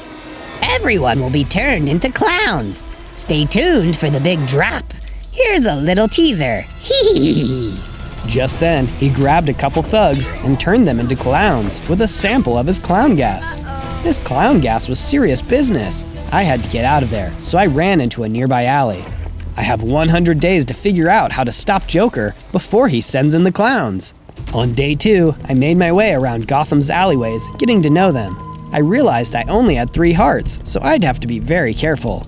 Just as the thought left my head, I bumped into a couple of Joker's thugs. They weren't very friendly. You wouldn't hurt a baby, would you? Aw, a puny Batman. Let's smash it. Joker will be so pleased. They had no mercy and they started to attack me. My only defense was to run. I tried to lose them in the alleys, but eventually they cornered me in a dead end. I had nowhere else to run. I was done for. You'll never get away with this. Just as they were closing in on me, I heard someone call to me from above. I looked up and saw a cop looking out a window. Quick, use your grappling hook, kid. Grappling hook? I checked my supplies, and yep, sure enough, I had one. I shot it into the air, it locked onto the window, and I whizzed out of reach of the thugs. That was a close one. Thanks for the life-saving tip. I see you're a cop. Why is there so much crime in this city? Sorry, champ, but there's no time to explain. Come with me, I'll get you out of here. On day 3, the policeman took me through a secret passageway inside the apartment and through a tunnel that led to the Gotham City Police Station. So this is where law enforcement is holed up. Can I have a word with whoever is in charge? The policeman took me into an office. Commissioner Gordon, I have someone here who wants to speak with you. Yes? I quickly explained to the man about Joker's plan to turn the world into clowns in 100 days. Well, 97 days to be exact. The man named Gordon was very concerned, but looked defeated. That's good intel. I wish I had the resources to go after him. I really do. But most of my men are injured from fights, and we are low on supplies. Do you have anyone to look after you? Mom? Dad! Can anyone help me? No, not anymore. But I'm tough. I don't need anyone. Well, you won't last long alone. Here, take these. He handed me a potion of healing, a potion of regeneration, a chicken sandwich, some extra bread, and a smoke bomb to help get away undetected. Whoa, that is super cool of you, Commissioner. Thank you. I won't rest until I have stopped the Joker. How about I come with you? I know this city like the back of a donut. And there's not much left to do here, sir. I finished mopping the bathroom twice. That would be amazing. Well, it's all right with me. Just take care, you two. Joker is not someone you want to mess with. We'll be careful. We understand Joker is seriously twisted. I followed the policeman back out of the headquarters and into the city. On days 4 through 5, we were back in the city and trying to avoid the thugs running amok. I decided that if we wanted to remain with our hearts intact, we would have to find a place to lie low until we got stronger. The policeman, whose name was Joey, had an idea on a safe place to go. It was an abandoned house outside the city. He called it Wayne Manor. It sounded promising, and so we headed out of the city into the wilderness. As we passed by some trees, I punched a few to craft a table and make some wood tools. Then I mined some stone to upgrade my tools. Bad baby, we got some company, the hairy kind. There was a pack of wolves getting ready to attack. We dashed away, but we couldn't outrun this foe. I had to think on my feet. I instinctively grabbed the smoke bomb and created a giant cloud of smoke. The wolves were disoriented, and we made a break for it. We lost them. Wait, there's still one on our tails. I'll handle this. With the help of my stone sword, I was able to defeat the lone wolf. With the battle won, black particles shot up into the air and bats spawned around me. I started to grow into a slightly bigger bat with more hearts. My suit also looks way cooler now. The rest of the wolves had now caught up, but seeing me change before their very eyes scared them off. They turned and ran. Nice work, kid. Now let's get out of here. We finally made it to the empty manor. I fixed up a couple of the rooms and called it a night. I showed the policeman to his new room and we went to bed. On days 6 to 8, I woke up and explored outside to get more wood. I ended up near the outskirts of the city and saw a woman being chased by one of Joker's thugs with a knife. Hey, leave her alone! The thug turned his attention to me and came at me. We brawled for a while, and thankfully, I could tell he was on his last leg, and I was able to best him. With the thug gone, the woman approached me. Wow, no one has ever come to my rescue like that before. Thank you. My name is Vicky, by the way. Nice to meet you. I'm Zozo. Sorry that guy was chasing you. Yeah, I'm used to it. You see, I'm a photographer, and I've been documenting all the destruction Joker has caused since taking over. I was getting some really great shots when a monster attacked, and I accidentally dropped my camera, but had to keep running. I'm mostly devastated about that. That's awful luck. We can go on a recovery mission to get your camera back. I'm down to clown with those clowns. Vicky was so surprised and excited that I would help her. But hey, I am Zozo. It's what I do. On days 9 to 10, Vicky and I waited until the cover of nightfall to sneak back into the city. Over there. Vicky motioned to the end of a long alley where her camera was on the ground. We looked around, and with no sign of the monster, I took my chance to seize the camera. Just as I was about to grab it, a big mob jumped down from his hiding place. He was blocking the camera. I could not get to it. I tried to take him on, but he was too strong. Vicky, we have to abandon our mission. We gotta get out of here. We ran away until we reached the outskirts of town. We stopped to catch our breath once it was safe. I'm so sorry we couldn't get to the camera. I failed you. It's disappointing, but it's not your fault. You're the first person to offer to help me. I'll just have to try again another day. I'm glad you're not angry with me. Well, for the time being, you're welcome to stay at my base. It's a safe location. Vicky accepted my offer. On days 11 to 12, Vicky and I returned to Wayne Manor. I asked her if she knew anything about Joker's evil plans with the gas. I overheard he is planning to release the gas up from the sewers, but that's all I know. That was a hot tip. Thanks, Vicky. Vicky was going to need her own space in the manor, so I fixed up a spot. I showed her what I had done. This is the nicest thing anyone has ever done for me. Ain't no thing but a bat wing. I then turned my attention to the fact that I was seriously underprepared to go back to the city. I'd need to get stronger, so I headed out to mine some iron and coal. Then I went back to the base and built a furnace to smelt the materials into some armor and a couple other handy tools. My stomach started to growl. I'm sure my friends were hungry too. I poked around for some food and ended up finding a cemetery on the premises. There were 2 graves there. The gravestones read the name of my parents. And cue the waterworks. I felt sad that they were gone, but comforted that I could visit their resting places. Eventually, I came across a small wheat and lettuce field. I used the seeds and wheat to lure some cows, sheep, and chickens back to the yard. Welcome to the Wayne Manor farm. I built them corrals and got them all set so we could have a constant food source and breed them. On days 13 to 15, I wanted to find a way to get stronger, so I asked Joey if he had any ideas. We need items, kid. Potions, enchantments, protections, that kind of thing. And most of all, donuts. It's the way we cops keep sustained. We hid stashes of this stuff all around the city. I can tell you where to find one. It's worth a shot. I quickly went back to Gotham to find a stash. After a bit of sneaking around, I reached the location where the policeman said it should be, but it had already been looted. Thwarted again. Wait, what's this? I found a map left behind. I inspected it and it led to a new stash. Hopefully no one had beaten me to it, but the map seemed untouched. That was a good sign. I followed the map. Ouch! What the? I was being pummeled by arrows from a mossy skeleton nearby. I was covered in them. I looked like a hedgehog with those arrows in me. This was not good. The arrows were poisonous. I would have to act fast. I attacked him with all my bad gusto. After a lot of back and forth, I managed to emerge victorious, despite my wounds. With the mossy skeleton out of the way, I found the nearby stash. Jackpot! It hadn't been raided, and there were all sorts of goodies inside. Potions, enchantments, a police badge, and, you guessed it, donuts. There's an inscription on this badge. It says, "He who wears this badge, so also wears great responsibility." I remembered the vow I had made after those thugs had hurt my parents, to do everything in my power to fight crime in Gotham City. I put the badge on. I'm powering up with righteous vengeance. The badge leveled me up, and it gave me more health. On days 16 to 19, I made my way back out of the city as my newer bat self. I saw a child on their own and tried to approach them to see if they were all right, but they ran away from me. I trailed behind the kid and saw them slip into a building. I walked up to the door of the building and saw the child with their mother. I stepped into the building and greeted them.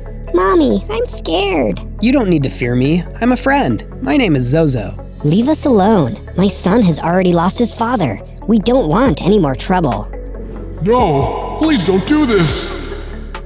I felt for this poor kid. I knew what it was like to lose a parent. I'm going to help protect this city and get rid of all these thugs. I promise. I will stop the Joker. As I said this, a couple of thugs appeared behind me. They started hitting me. But being this much bigger gave me a fighting chance. I beat them up until they went poof. Wowee, you really are strong. You're going to be a hero for our city, aren't you, mister? I don't know if I'm a hero, but I am vengeance. I am Knight. I am Batso.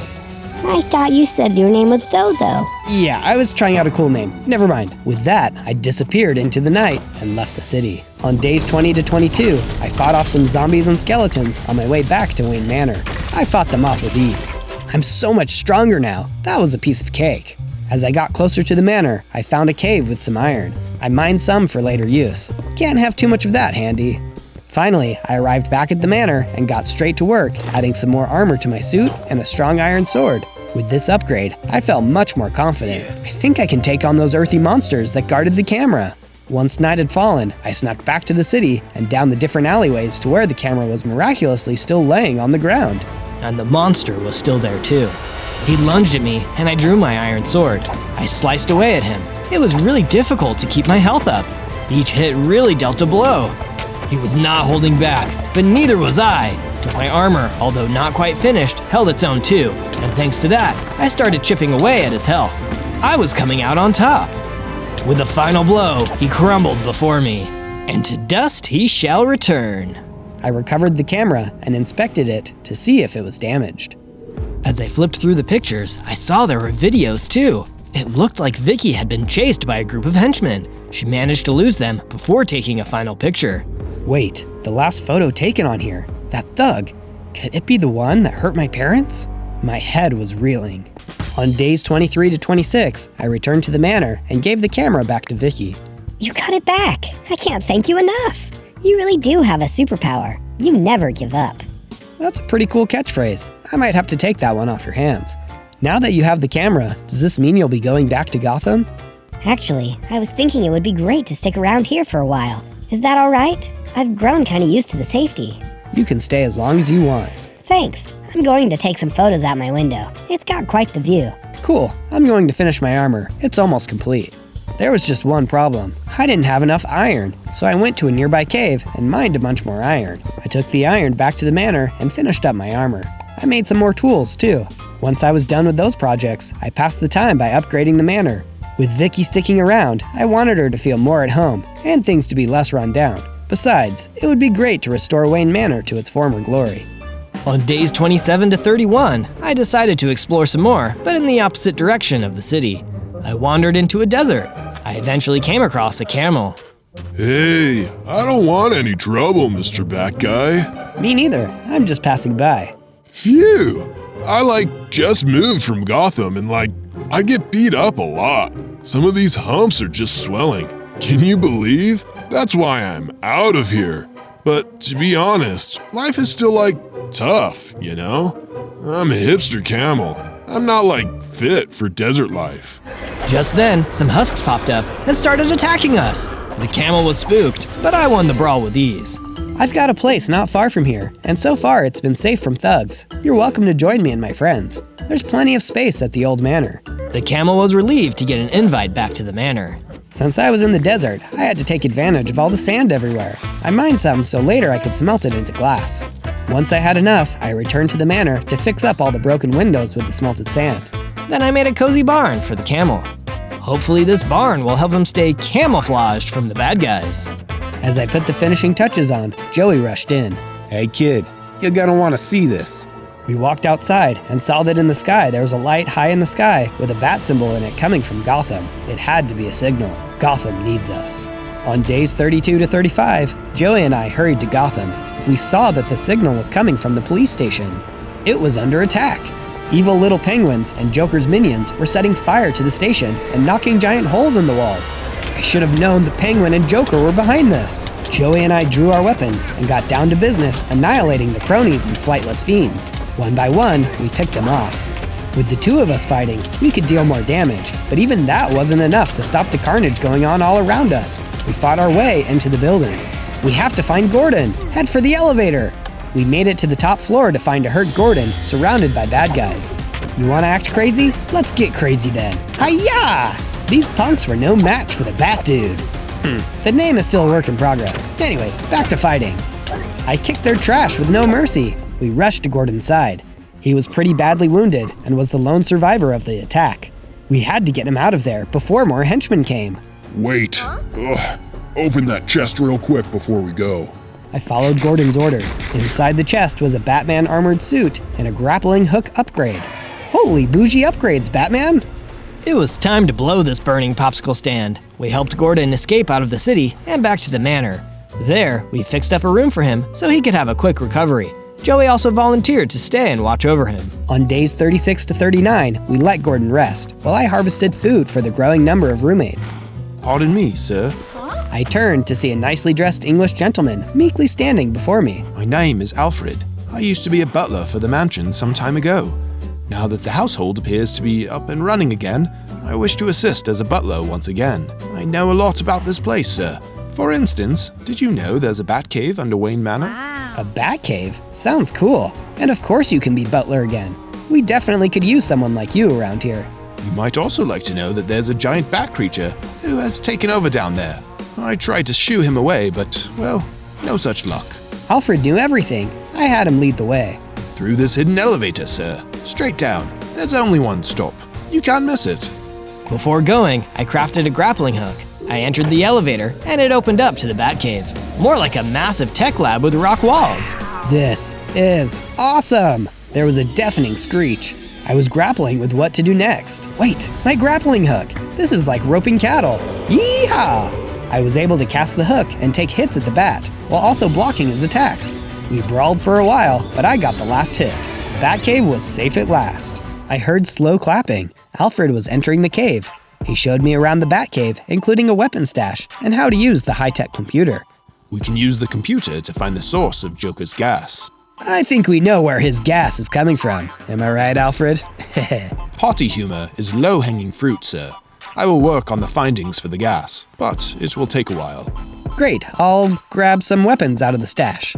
I equipped myself with a gnarly hippogriff talon sword, an extra grappling hook, a C4 remote-controlled detonator, and some smoke bombs. There was also a nice Batman suit in the chest. It was slightly better than iron, but worse than diamond. This place had it all. On days 40 to 43, we headed back upstairs to the main floors. I spiffed up the manor and then fixed up a room for Alfred. He was very pleased and promptly took a nap on his sofa. While Alfred snored, I moved on to the dining room to do some renovations in there as well. Home is where the Batcave is.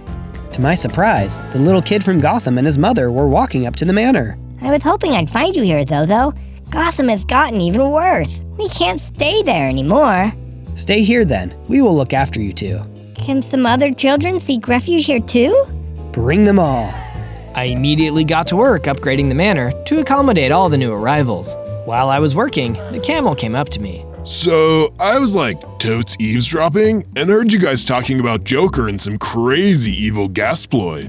I totally saw a sus factory out in the desert that was serving up massive Joker vibes. Like, no joke. I thanked him for his awesome hot lead. I knew where I needed to go. To the desert to locate that sus factory. On days 44 to 49, I was traveling alone in the desert when I heard a vehicle approaching. It was a mean-looking, dark purple roadster, and it was heading right for me. This could only be one person. My! What do we have here?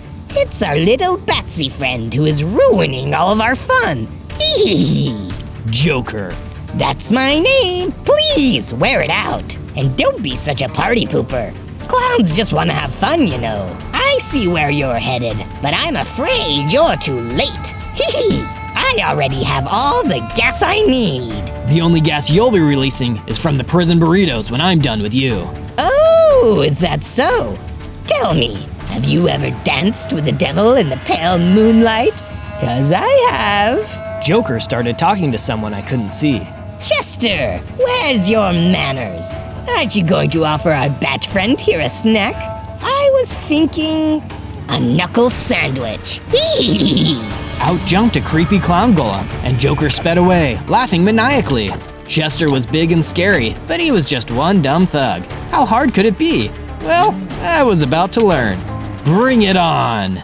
On days 50 to 53, I was going toe-to-toe with this giant armed golem. His thick, long arms really packed a punch, and he had a lot of range. Gah, I need to get close so I can hit him where it hurts. This was my hardest fight yet, but I had some tricks up my sleeve. Hey Chester, I'm hooked on you. I whipped out my grappling hook, pulled him in range of my fancy sword, and slashed him up. And how do you like this? I threw a smoke bomb down to make the golem dizzy and confused. Then I darted around him, dealing him blow after blow. Eventually, the golem started to crack. Now was time. I acted quickly. He didn't even see it coming. 3, 2, 1, kablooey! The C4 exploded as the golem walked over it. He went soaring into the air. You play with the bat, you get the wings. I turned my attention to where the Joker had sped off to. I began to follow the tracks to the factory. Something Joker said was echoing in my ears. Just another dance with the devil in the pale moonlight. That's what the killer said. Could the Joker be the same person who hurt my parents on that horrible night so long ago? I kept heading towards the factory. I had to investigate. On days 54 to 57, I finally reached the desert factory. To no surprise, there was a guard out front.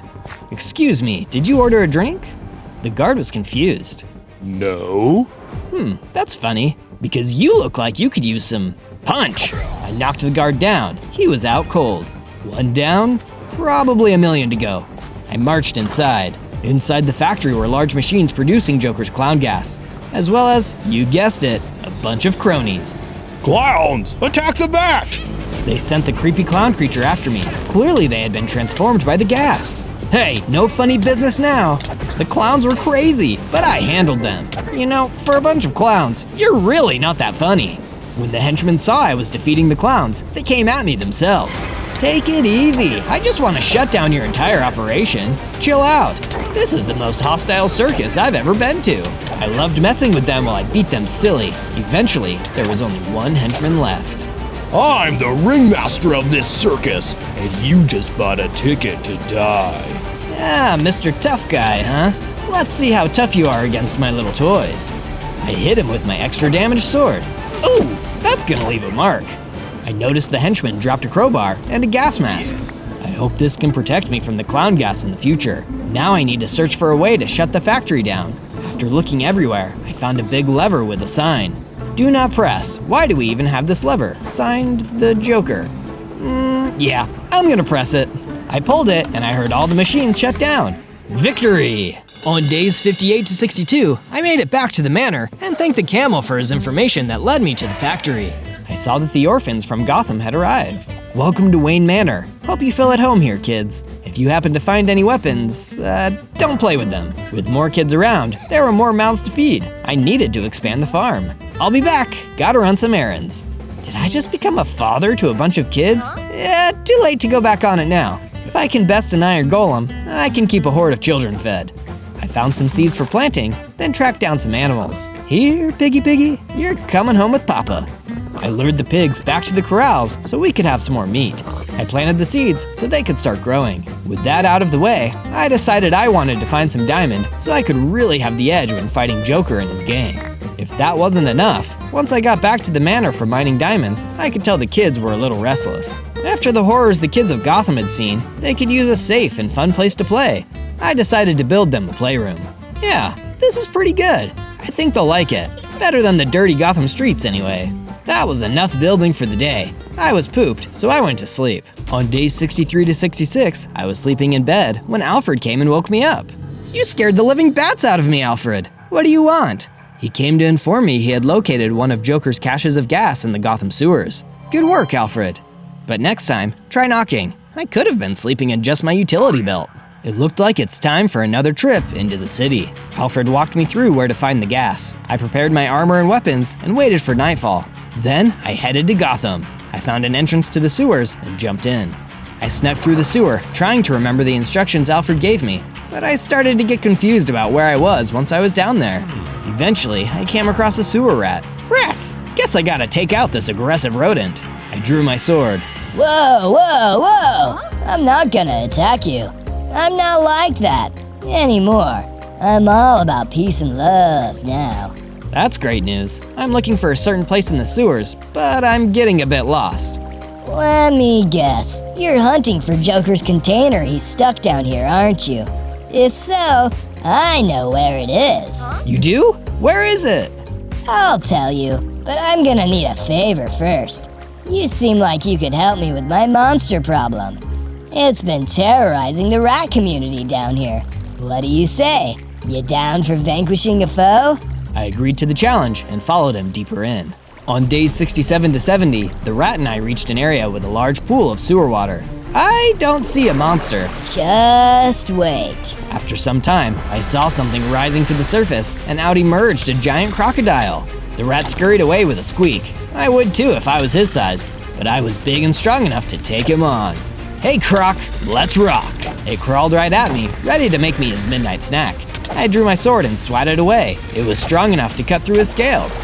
I jumped and dodged its great big snout full of teeth until splash, I fell in the water. The croc is faster in water. Better hurry and get out. Grappling hook, go! I whizzed out of the water and was able to deal a blow from above. I let him have it.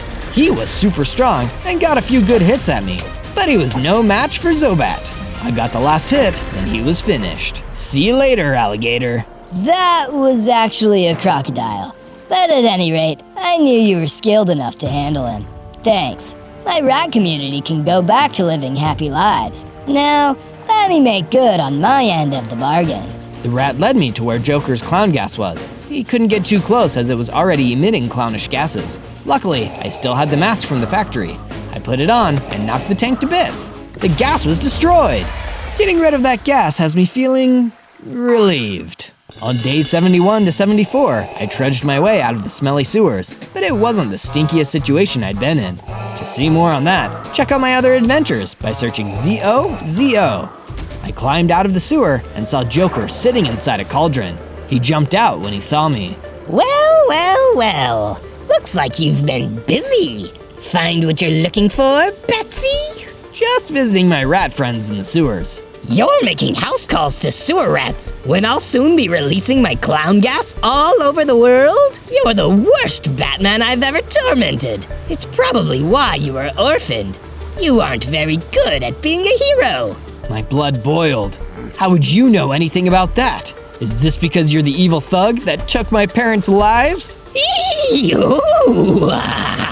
I drew my weapon and lunged at him. Joker dodged and grabbed a golf club. He swung it at me and hit me hard in the head. Ouch! He was so much stronger than I expected. Uh-oh. Joker pulled out a bomb and threw it at me. Kaboom! Then he somehow shot poisonous gas out of his hand. I quickly put on my gas mask. Nice try, Joker, but I'm immune to your poisonous gas. Are you immune to plasma guns? We both knew the answer to that. I threw a smoke bomb and took the opportunity to escape. Where did you go, Betty? We aren't done playing. Don't tell me you've run away. Oh, you spineless rodent! Come back and take your beating! I wasn't finished blowing you up! Ugh! Joker began throwing a fit. He shot his plasma gun and tossed bombs all around him. One bomb landed a little too close to him and blew him backward. I silently slipped away out of the city. On days 75 to 78, I got back to the manor and looked out over my balcony. I looked worse for wear, but that was nothing to the way I felt on the inside. I felt so defeated. I barely escaped Joker with my life. At this rate, I had no chance at saving Gotham, but everyone was counting on me. I was in over my head. I decided to work on the one thing I knew I could help, the manor. I cleared out the cobwebs, sticks, and rocks in the upstairs room. Then I replaced the broken glass windows and rearranged the furniture. That looks much better. I went to the archery range and boxing ring. Getting these in working order would be good for training. I got them looking tight and was ready to call it a day. Oh wait, I need to finish the downstairs hallway. As I worked on the hallway, the boy I had met in the city came up to me. Hiya, Mr. Zozo, sir. I wanted to thank you for letting us stay here and making the cool playroom. I've never felt this happy and safe in my whole life. Here, this is for you. He handed me a dirty-looking friendship bracelet. As soon as I took it, I began to level up. This little kid's love was so pure and powerful that it literally gave me strength. This is exactly what I needed. Thanks, buddy. You're my hero.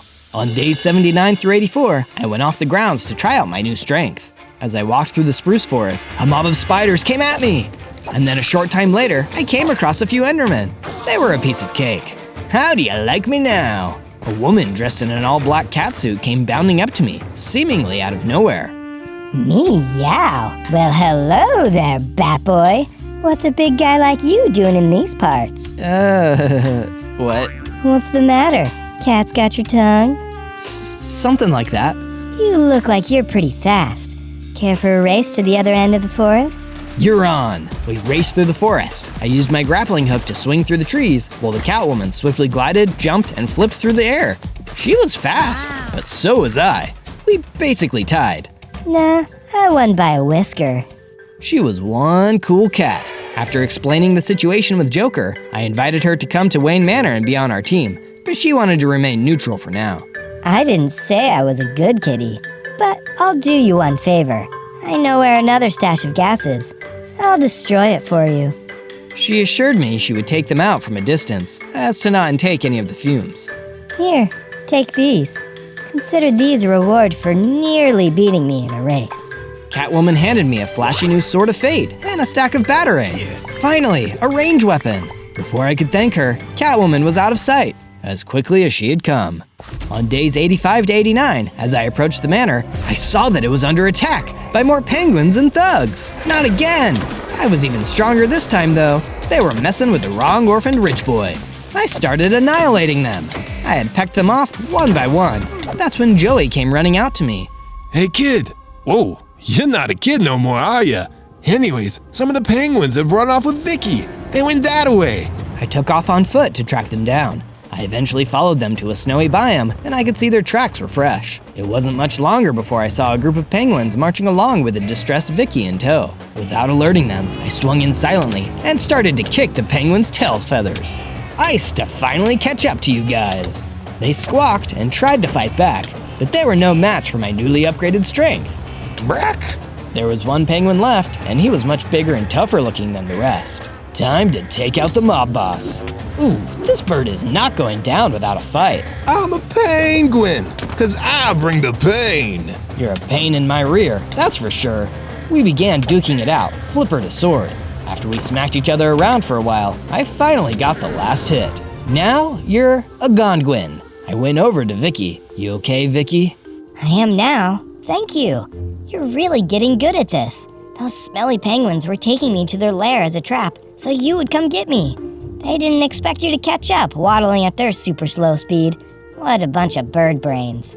You head back to the manor. I'll go take care of the penguin, once and for all. On days 90 to 94, the penguin and his minions were waiting around the base. For tuna's sake, where are they?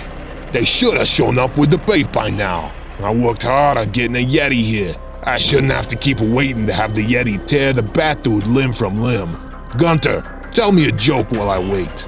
I had stealthily perched on a high point above and decided to respond. What's black, white, and red all over? A newspaper. No, it's you, after being thrown to that Yeti you have in that cage. Gunter, that was uncalled for and highly unprofessional. Bat dude. I had gotten the jump on Penguin, and boy was he surprised. I soared down from the ledge and began to fight. It was me against an entire den of penguins. Maybe I was crazy, or maybe I was Batman. Penguins, attack! They charged at me, and I began taking blows and dealing hits. The fight was bonkers, so many feathers flying around, but I was knocking the penguins out pretty good. It was then that I saw some ice fly past me. Penguin had an ice gun. He hit me a couple times with it, and I was trapped in ice. With me unable to move, the penguins were able to hit me all they wanted. I'm gonna need a good icebreaker for this crowd. On days 95 to 97, I continued tearing it up in Penguin's lair. I had gotten frozen a couple times, but I had my batarangs now. I dealt trouble right back at Penguin. Eventually, I had defeated all the minions, now to deal with Penguin. I neared the Yeti cage and saw a switch next to it. I quickly pressed it. The Yeti came right for Penguin. His own plan backfired on him. Penguin was toast. The Yeti smashed his cold-blooded captor to bits. Vengeance is best served cold. I searched Penguin's base for anything of use. Would you look at that? A grappling hook rocket attachment. Okay, this was going to be fun. Woohoo! I searched some more, and although I didn't find any more cool weapons, I did find something of great importance. The map to the final cache of gas in the city! On day 98, I mined some diamonds on my way back to the manor. Once I arrived, Joey was excited to see I had made it back safe, and was impressed that I had defeated the penguin. He also wanted to tell me what he had been up to. I have a little surprise for you. I've been collecting materials so you can make an enchanting area, and now I have everything you need for it. You can thank me later. I took the materials down to my Batcave and set up my enchantment area. I crafted the rest of my diamond into an armor and a pickaxe, and then enchanted my weapons and armor with some basic protection. I then found Alfred to tell him about the map. Alfred, I've discovered the final location for the cache of gas with the help of this map. That is a relief to hear, sir, as I have not been able to do it with the computer. I did, however, find some wings down in the Batcave. Here, try them on. I took them outside, and with my new rocket attachment and wings, I could fly short distances. My bat skills were looking sharp. I bet the orphans would get a kick out of this. I better go show them. I found the orphans. They were playing and running around. They seemed at home here at Wayne Manor. I was happy to see that. I saw Commissioner Gordon and Joey nearby. How are your wounds healing up, Mr. Gordon? I am healing up pretty good. I'll be back in the field in no time. Looking out from over the balcony, I felt a very strong sense of pride in what we had done here. But now, it was time to go face the Joker. On day 99, I flew off my balcony and reached Gotham. With the map as my aid, I was able to locate the final stash of gas. I swiftly destroyed it. So long as Catwoman held up her end of the bargain, all of the gas should have been destroyed now. We'll see if Joker finds that funny. I flew into the air and soared around the city, looking for signs of Joker. At last, I found a crazy-looking mansion ahead, and instinctively knew that it had to be Joker's lair. I landed in front of the mansion and started fighting the couple of thugs out front. Then I was quickly overwhelmed by thugs running at me from every direction. Okay, maybe I was in over my head. Oi! Get your dirty little clown hands off our friend! I looked and saw Joey walking towards me with a big group of his police buddies. I'd never been so relieved. His squad started taking on the thugs, which allowed me and Joey to go inside and confront the Joker. I'm glad I have you by my side, Joey. Now let's make Joker pay for what he's done to the city. Gladly. On day 100, we entered Joker's basement, which revealed a funky circular room. Joker was waiting for us. It's about time. I was growing bored waiting for you. You going to do the whole thing where you try and stop me? And then I tie you up and make you watch the world descend into madness? I suddenly remembered the face of my parents' killer. You were the one who killed my parents. Oh, trust me. I wish I could take credit for that. I'd have to be an old man by now to be the one who killed them. Are you saying I look old or something? Rude much? Evil existed in this city before I got here. Maybe you didn't notice because you were too busy being a spoiled rich boy in your fancy mansion. And evil will continue to be here long after I'm gone. Hee hee. Goodwill also exists. Before, now, and forever. I will do everything I can to fight the evil I find in the city while I'm still here. You can bet on that. Oh, I hope so. It makes it so much more fun.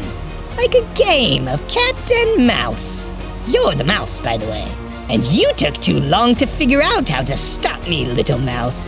100 days is up. It's like Christmas Day. Technically, I don't think you can count day 1, so it's only been 99 days. No, day 1 definitely counted. It's 100 days. 99. 100. 99. 100! It's my plan, and I decide. I'm pushing the button. Joker slammed his hand down on the button to release the gas. Huh, that's weird.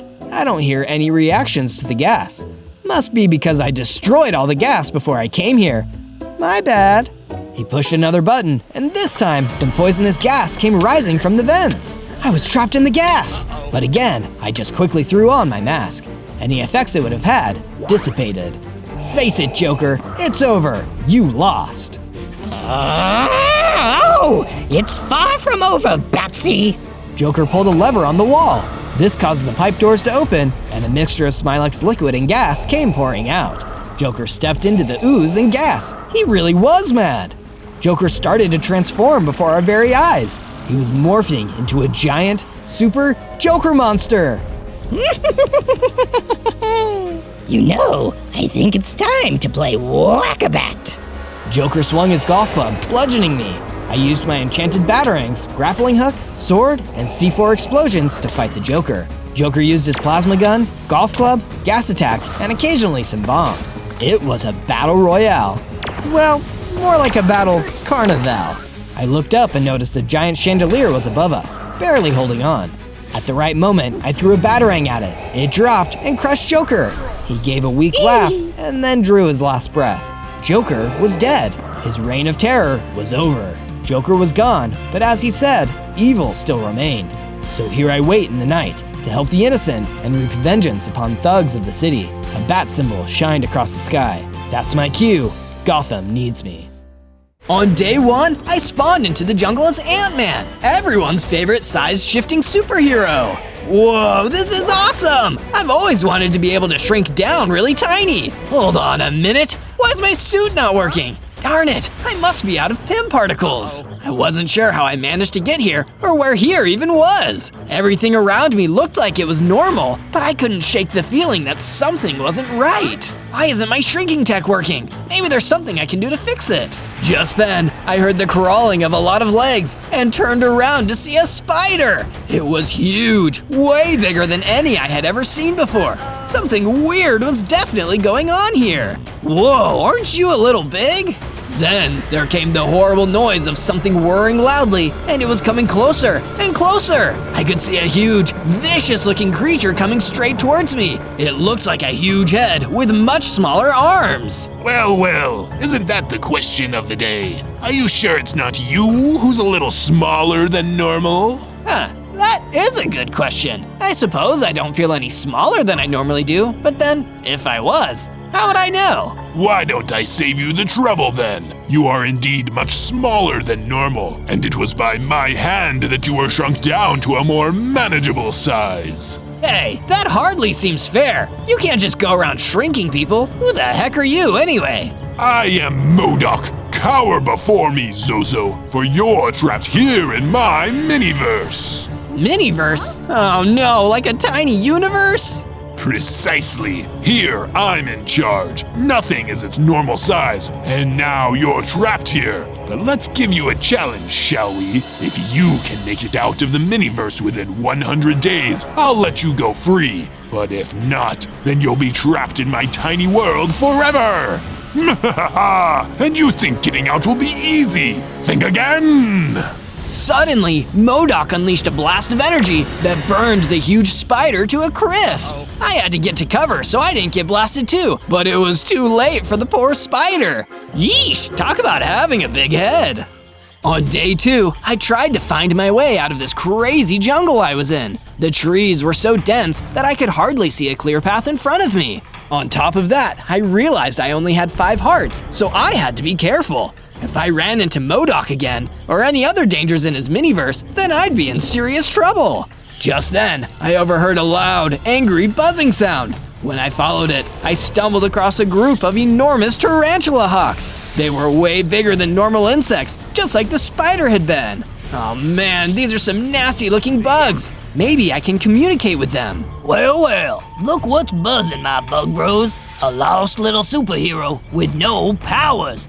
This is the one Master MODOK trapped here. Come on, let's get him. Destroying him will win us a lot of points with our master. They attacked me. I quickly noticed I had a bow in my inventory and used it to try and fend them off. But at my size, I wasn't able to do much damage at all. Plus, I was outnumbered. No, I can't die. Not yet. I still have to find my way out of this miniverse. But then, right as I needed help, someone came rushing out of the trees and fended off the tarantula hawks. It looked like it had the body of a bee, but with huge arms and legs like a person. What the heck was going on in this place? Hey, are you all right? You should really be careful out here. Thanks for saving me. What's your name? You can call me Harlow, the honey golem. What's yours? Well, technically, I'm meant to be Ant-Man, but I don't have any powers, so I guess I'm just Zozo. On day 3, Harlow brought me to his hive, where there were even more honey golems just like him. They were living in a cave and had built themselves an entire community underground. Wow, I've never met any honey golems before.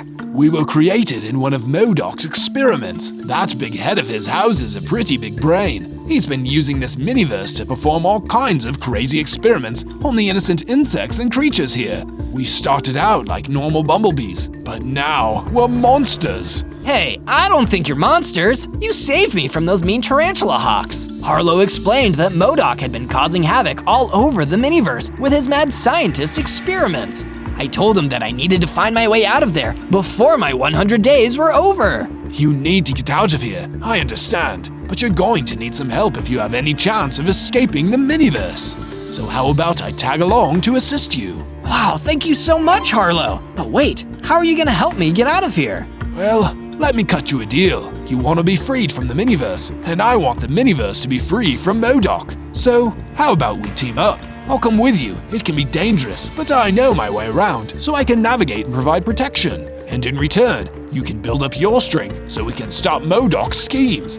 Once that's done, I'm sure we'll find a way to get you out of here. What do you say? Okay, sure. If we can take down that big-headed bad guy and get me out of here, then that would be amazing. Then we better get to it. MODOK is ruthless, and he's left plenty of his experiments running wild out there. They'll do anything he wants. So Harlow and I headed out as a team. On days 4 through 5, we made a start on gathering some resources and building up my strength for the fight ahead. I punched some trees and gathered enough wood to make a crafting bench. Afterwards, I made myself a set of wooden tools. Then, Harlow showed me a cave where I could mine for cobblestone, and then I used that to craft a set of stone tools as quickly as possible. Harlow and I then explored a bit and eventually found a spot where we could build our base on. We were pretty far from the Honey Golem's underground city, so I built a room for both Harlow and I to stay in using the materials I had been gathering. It's not exactly the Avengers Tower or the Baxter Building, but it's a start at least. Hopefully, we won't have any trouble from MODOK and his experiments bothering us while we're here. Just as I had finished up, Harlow brought some food that he'd managed to find for us. He wasn't kidding. He really knew his way around the miniverse. I ate some, and when I did, I quickly gained 10 hearts for a total of 15 hearts. Look at that! You've got a little bigger, too. At this rate, I'll be tough enough to take on MODOK in no time. Let's not get ahead of ourselves just yet, but I'm sure you'll get your chance soon. With our new base already, night was beginning to fall, so Harlow and I settled in for some much-needed sleep. On days 6 through 8, Harlow and I went exploring, searching for some more materials to craft new items and maybe even upgrade our base. Harlow led the way as we headed back towards the jungle area, being careful we didn't run into any more of those awful tarantula hawks, or something even worse.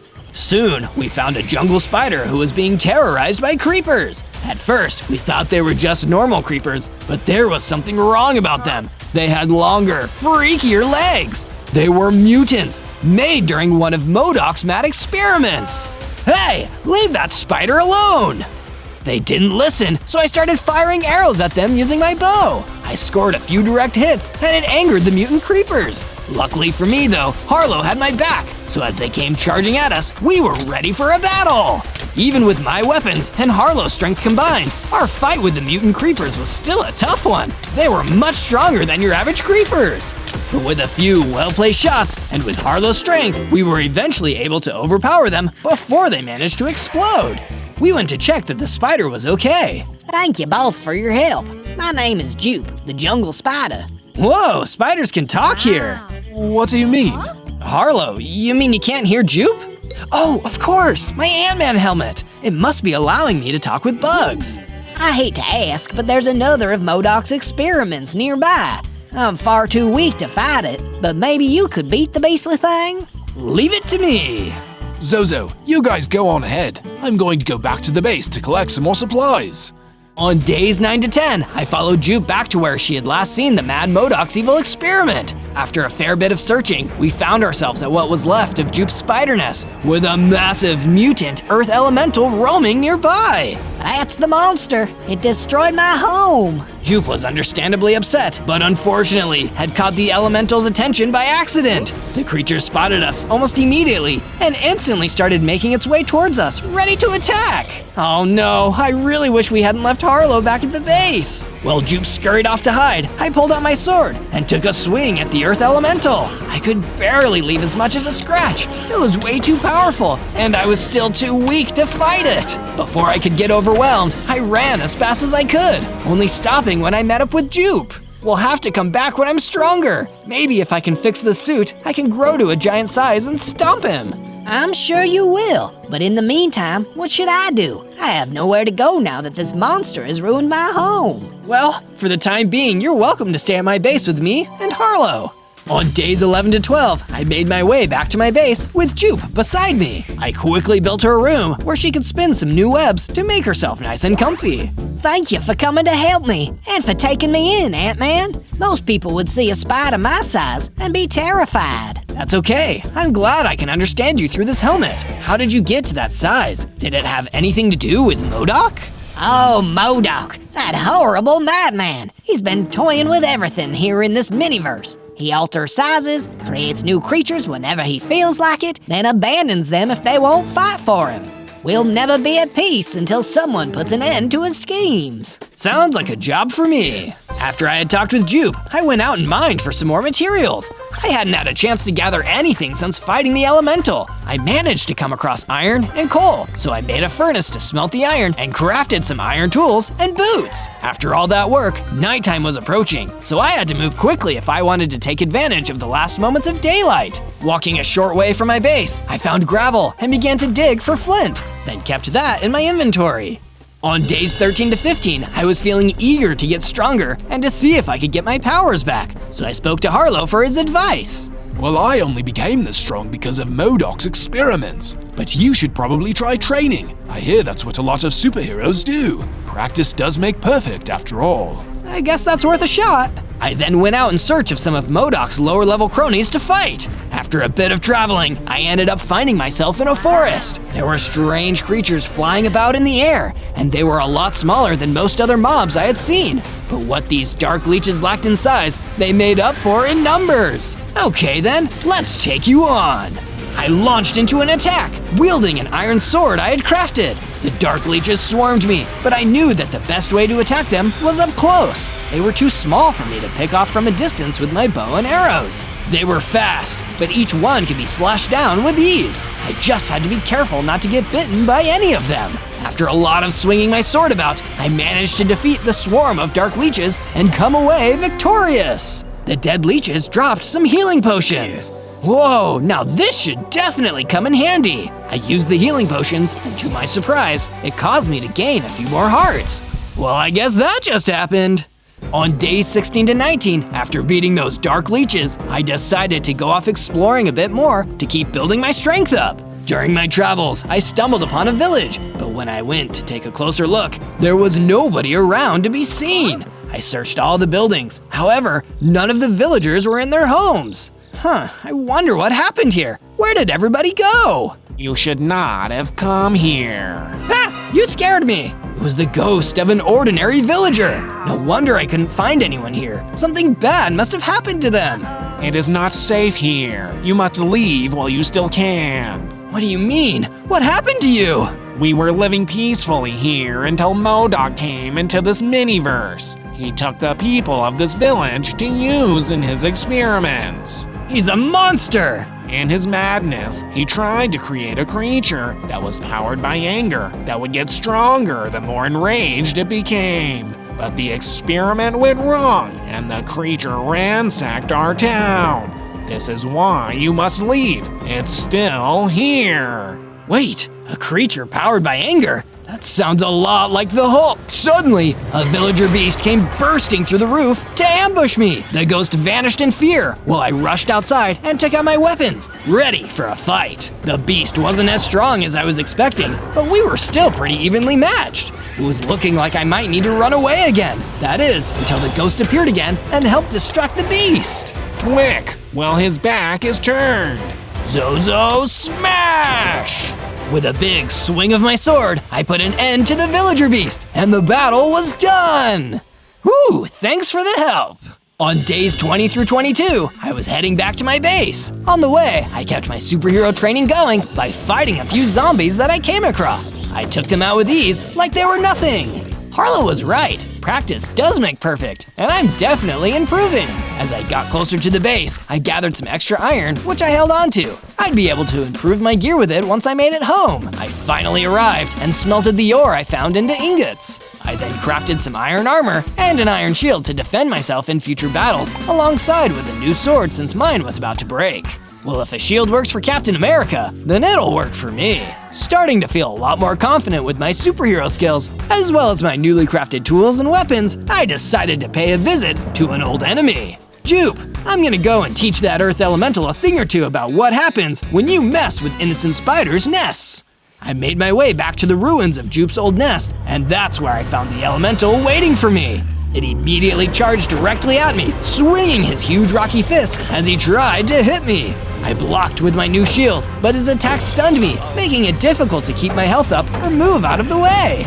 Luckily, Harlow had given me plenty of food to bring with me, and my armor protected me from each of the elemental's blows too. He continued to swing at me, but I had already taken down the villager beast. This was just another of MODOK's experiments. Waiting for the perfect opportunity, I landed the perfect hit and managed to defeat the Earth Elemental, causing him to burst into rocky smithereens. Woohoo! Among the stone remains of the Elemental was a note, so I picked it up to take a closer look. It was an order from MODOK. Don't let that no-good hero find where we've stashed the PIM particles. If he finds out where they are, he'll be able to use them to power his suit. We can't have him shrinking down to sneak out of the miniverse or growing bigger than a house. He'd wipe us all out in no time. Whatever happens, stall him. Keep him away from the particles. Of course, MODOK's the reason why I can't get my Ant-Man suit to work. I can keep getting stronger, but without Pym particles, I can't use my powers. So I guess the question is, where do I start looking? From day 23 to day 26, I returned back to my base to give Jupe the Jungle Spider the good news. Jupe, I did it! I defeated the elemental that had ruined your home. You can go back anytime you like now, though of course, you're always welcome to stay here too. That's so wonderful to hear, Zozo. I think I'll stay to help you until MODOK is defeated. Then I'll return to my true home. All thanks to you. Feeling good after helping Jupe, I made myself a flint and steel. This will be perfect for making campfires. After that, I spent some time building a strong perimeter wall around my base. That'd help keep out the mobs at night. From day 27 to day 31, I decided to venture out into the desert to continue my search for the Pym particles.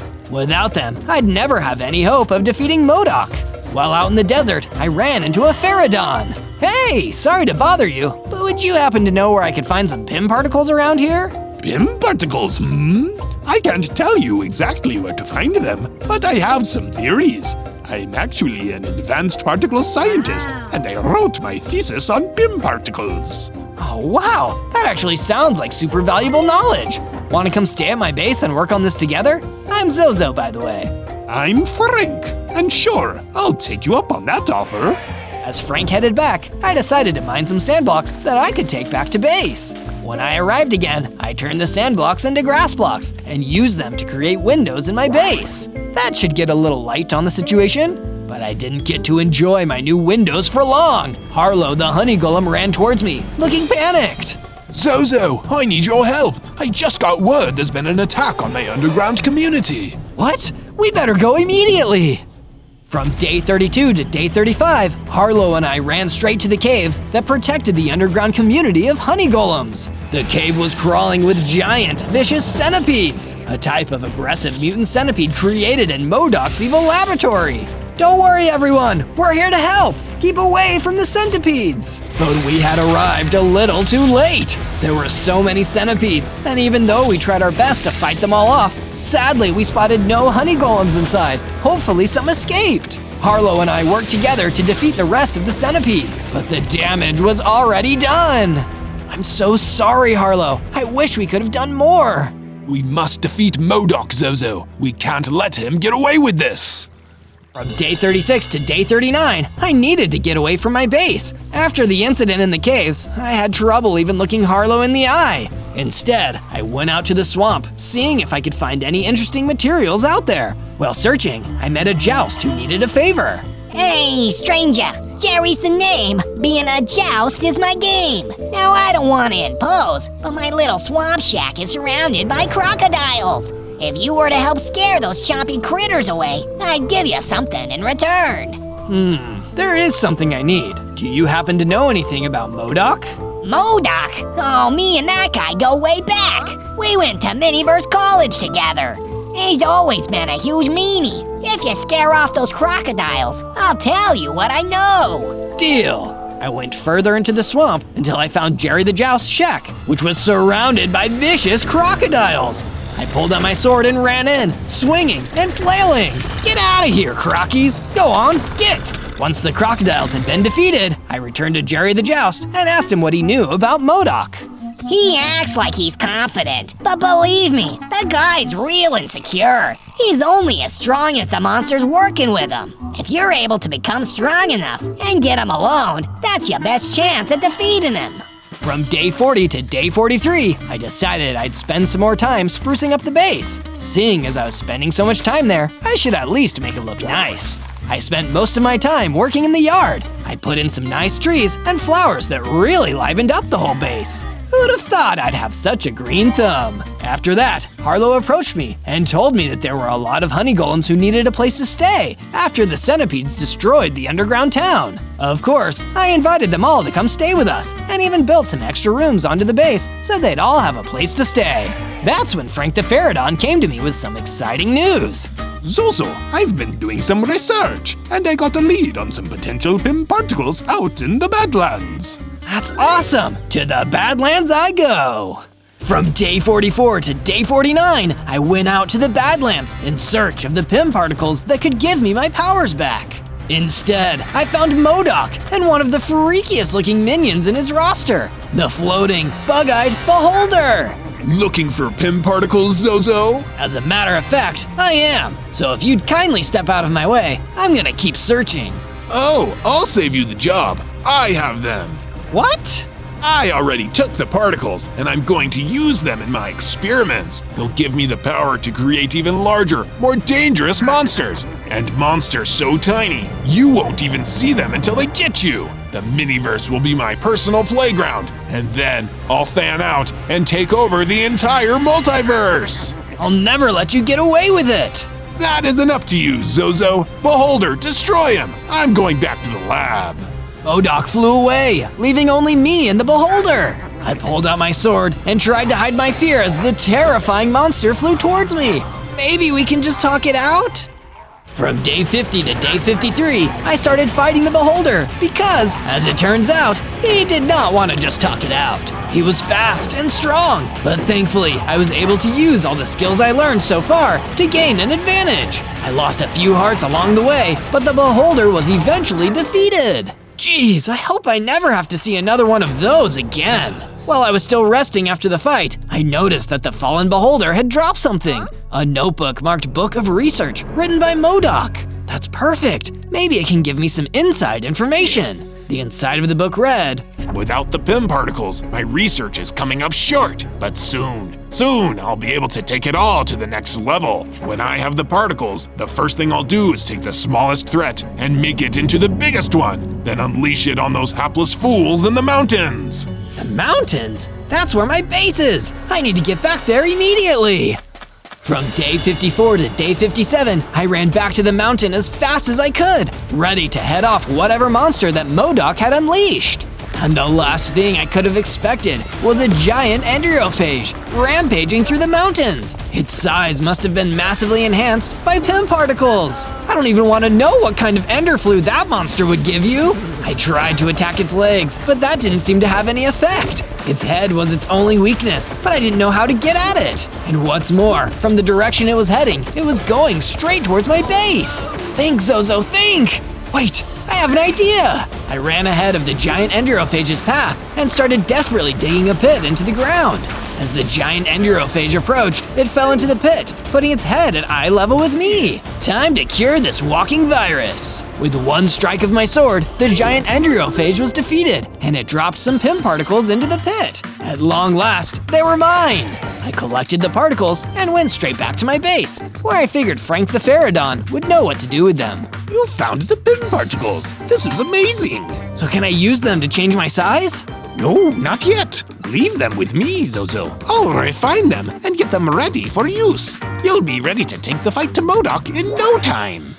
From day 58 to day 62, I decided that it was time to refine my base and gear a little more and put all my new scientific skills to good use. I started by making Frank a scientific lab so he could help me more efficiently. After that, I did improvements to my room, adding more chests and forges and making it feel more fit for me. It's like having my own little laboratory. Hank Pym would be so proud. Then, I made my way to a nearby diamond mine and took all the diamonds I collected back to the crafting room so I could upgrade my gear. I made a full set of diamond armor to help protect the fragile technology of my suit and a diamond sword to help me pack a punch. But even though my equipment had never been cooler, my base was looking a little gloomy. To spruce it up, I added some new couches so me and the boys could relax. This has got to be the coolest base in the Miniverse now! From day 63 to day 66, Harlow the honey golem approached me at the base with a cool idea. Zozo, I think it's important to get as many allies as we can when fighting MODOK. We have no idea how many mutants and monsters he's created out there, so we need to get a team of our own. That's a really good point, Harlow. Where do you think would be a good place to look for more allies? Try the forest. I bet MODOK's goons have hassled a lot of creatures up there. They'll probably be eager to sign up. Harlow was right. I needed to leave the base and venture over to the forest where I could find new potential team members for our anti-MODOK movement. But the forest was way bigger than I thought, so I was searching for a whole day without finding anything. I hope this whole thing wasn't a waste of time. I can't afford to waste any of my 100 days to get out of the miniverse. My thoughts were interrupted by a huge figure running through the forest towards me, a Polypham. I pulled out my sword in a panic and prepared for a fight, but the Polypham stopped. He wasn't here to fight me. Please, kind stranger, my name is Peter, and I was playing with my son out in the forest when suddenly a monster attacked and took him. I need help to save my son. Will you help me? Of course I'll help you, Peter. I'm Zozo. You lead the way. From day 67 to day 70, I followed Peter Polypham deep into the dark forest. It didn't take long for us to find exactly what we were looking for. Peter's son, a baby Polypham, being chased around the forest by a scary, buzzing, warped Mosco. That looks exactly like one of MODOK's experiments. MODOK? He's the supervillain that made all the mutant creatures around here. Stand back, Peter. I'll take care of this one. I pulled out my sword and ran in, getting the warped Mosco's attention and distracting him from attacking Peter's son. The nasty mutant attacked me and we started to fight. Didn't anyone ever teach you not to pick on kids, Mosco? Every time he hit me with his powerful Mosco arms, I could feel my health going down, but I needed to keep fighting for Peter and his son's sake. It was a hard battle, but in the end, the warped Mosco was defeated and father and son were together again. You did me and my son a great service, Zozo. One day, in your hour of need, I will repay you for this. No problem, man. It's just what heroes do.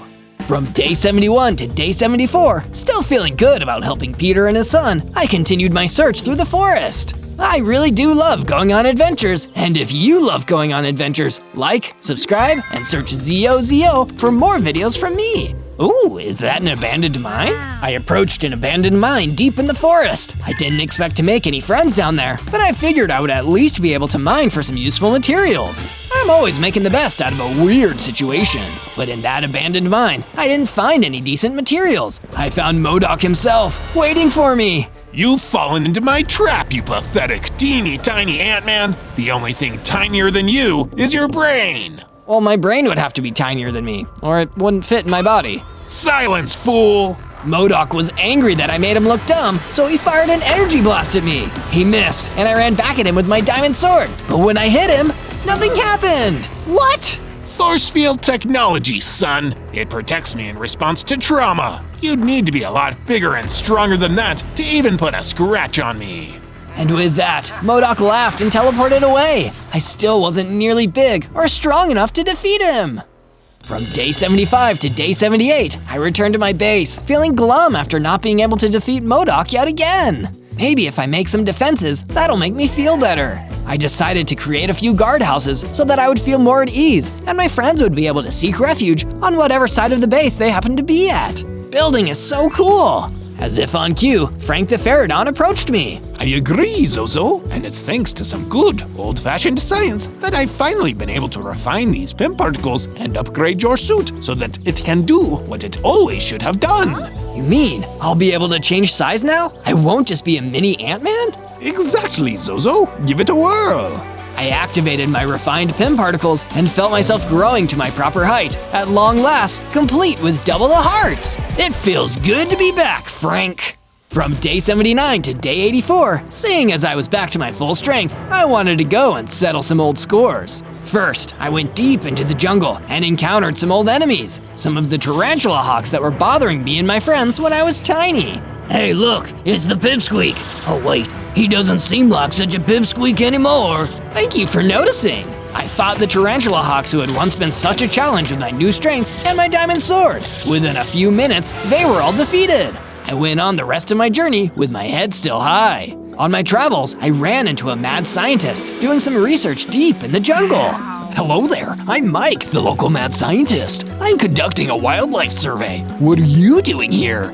Oh, I'm Zozo. Nice to meet you, Mike. I've just been testing out my new PIM particles. They help me change my size at will. I can get bigger or smaller. That sounds fascinating. Would you mind telling me more about this for my research? Not at all. I spoke to Mike the mad scientist for a while, explaining to him exactly how the particles worked and how my suit used them. All the while, he looked super interested and made notes. In the end, he was so thankful, he gave me an enchantment he'd crafted that would increase the damage of my sword. My luck looked like it was finally turning around. From day 85 to day 89, my luck turned around again, for the worst. I returned to my base, only to find it being attacked by a gang of water elementals working for MODOK. I just can't catch a break around here. I pulled out my diamond sword and ran in to fight. I didn't want to use the full power of my Pym particles just yet, because I knew I'd need them to take on MODOK himself, so I fought the water elementals the old-fashioned way.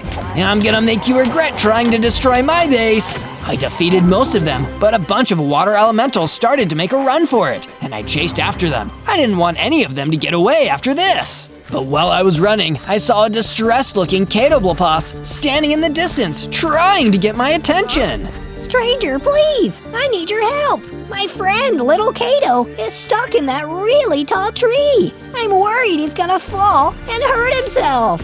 Don't worry, I can help! I used my Pym particles to get a lot bigger. Due to my size, the little Kato was confident enough to jump towards me and landed safely. Thank you, Zozo! No problem! And with that, I continued the chase. From day 90 to day 94, I chased the gang of water elementals until they were forced to stop at a ravine. Nowhere to run, guys. Now we have to fight, and I think I'm owed a little payback. Without a second's hesitation, I started fighting the water elementals. One by one, I defeated them until only one remained. He was unusually good at taking my hits, even with a diamond sword. I don't understand. How are you so tough? Before he even replied, he punched me so hard, I lost some of my hearts. Naive little Ant-Man! I'm not just any water elemental. I'm one of MODOK's greatest experiments. The angrier I get, the stronger and faster I become. And believe me, you got me pretty angry, Ant-Boy. And just like that, I knew I was in for the biggest fight of my life so far. From day 95 to day 97, my battle with the water elementals continued. He was the strongest and fastest enemy I'd ever faced, and as he got angrier, his skills increased. Face it, Zozo, you're outmatched. I'm going to crush you like an ant. I clearly couldn't defeat him like this. I needed a new strategy, but how could I defeat someone who got tougher as they got angrier? Wait, I have it! I needed to calm down. That way, he'd be weak enough to lose. I just needed to calm him down. Water Elemental, imagine rainbows and puppies. I don't know what you're trying to do, Ant-Boy, but it won't work. Think about calming waterfalls and the smell of fresh-cut grass. Think about relaxing at the end of the day and watching your favorite TV show. No, how dare you? You can't do this to me. I'm getting calmer. Think about getting to sleep in late on a Saturday. Think about getting a massage and drinking some herbal tea. Think about meditating in the middle of a meadow filled with dandelions. Blast it! I've never felt so calm. I finally used my Pym particles in combat, becoming tiny and attacking the water elemental with great speed, making me even stronger. It only took one hit like that, and the water elemental was pushed into a corner. He dropped something. It looked like a map. Wait, is this a map directly to MODOK's secret laboratory? Why would you even have this on you? You work for the guy. I have a terrible sense of direction, okay? But it doesn't matter. You may have defeated me, but you'll never defeat MODOK. He's got the biggest brain in the miniverse. Yeah, and the smallest heart. I'm gonna defeat MODOK if it's the last thing I do. And with that, the water elemental vanished. On day 98, after defeating all the water elementals and finding out the location of MODOK's secret laboratory, I returned to my base to speak with my friends, Harlow the honey golem, Jupe the jungle spider, and Frank the Pterodon. Friends, it's time. I need to defeat MODOK once and for all. I want to thank you for all the help you've given me, but even if I win, this might be goodbye, because I'll need to leave the miniverse. Harlow spoke up first. Zozo, you've helped me through some tough times. When my people's homes were destroyed by MODOK, you were there for me. So after you've taken him down, I wish you luck in whatever comes next. Then, Jupe, the jungle spider. You're one of the most heroic people I've ever met, Zozo. You may be an Ant-Man, but you've got the heart of a jungle spider, and I mean that as the highest compliment I can give. And of course, Frank the Pterodon. You're not just a hero, Zozo, but a brilliant scientist. I believe you've gained all the knowledge and skills you need to defeat that big-headed monster. All you need to do now is believe in yourself. On day 99, with everything prepared, I decided to make my way to MODOK's evil laboratory so I could stop the dastardly villain and escape the miniverse once and for all. Using my refined PIM particles in my fully upgraded suit, I decided to make myself incredibly tiny so none of MODOK's guards would spot me. On the way there, I ran into a cockroach who was about the same size as me in my shrunken form. Hey, Mr. Cockroach, hope you're having a good day. I'm on my way to defeat a supervillain. The name's Carl, my friend, and I wish you luck in your quest. Defeating a supervillain sounds like a pretty cool thing for you to do. I continued on my quest until I reached the laboratory, but as could probably be expected, it was surrounded by sentinels, powerful mutant zombies created by MODOK's evil experiments. Maybe they won't see me if I'm tiny, but what if they do? I don't know if I could take them all on at once. Then I heard big, thundering footsteps coming towards me, and I turned to see Peter Polyphan. Maybe I can be of service. Peter, have you come to help me? Sure have, Zozo. You helped me save my kid, so now I'm gonna help you stop your supervillain. I'll distract those doofy mutant zombies. You head in there, and you bring the big boss down. You got it, Peter. Let's end this thing. On day 100, I ran past the gang of mutant zombies while Peter Polyphan distracted them and entered MODOK's evil laboratory. The big-headed bad guy himself was waiting for me as soon as I came in. It's over, MODOK. I know your plans, but they won't do you any good now. I have the PIM particles and my suit is fully operational. If I was you, I'd just give up.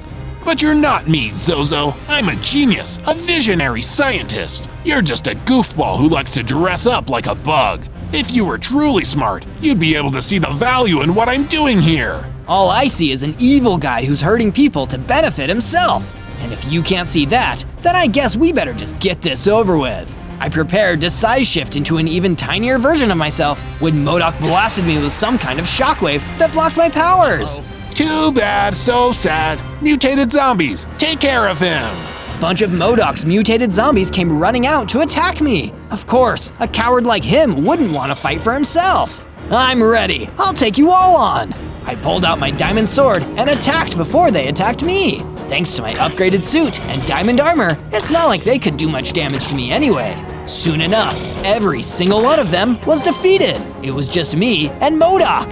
You still can't defeat me. Do you really think you have any hope at defeating my power and my genius, you puny little Ant-Man? Puny? Is that what you're calling me? I activated my PIM particles and started to grow. It didn't take long for me to tower over MODOK with my new giant size. How about now, MODOK?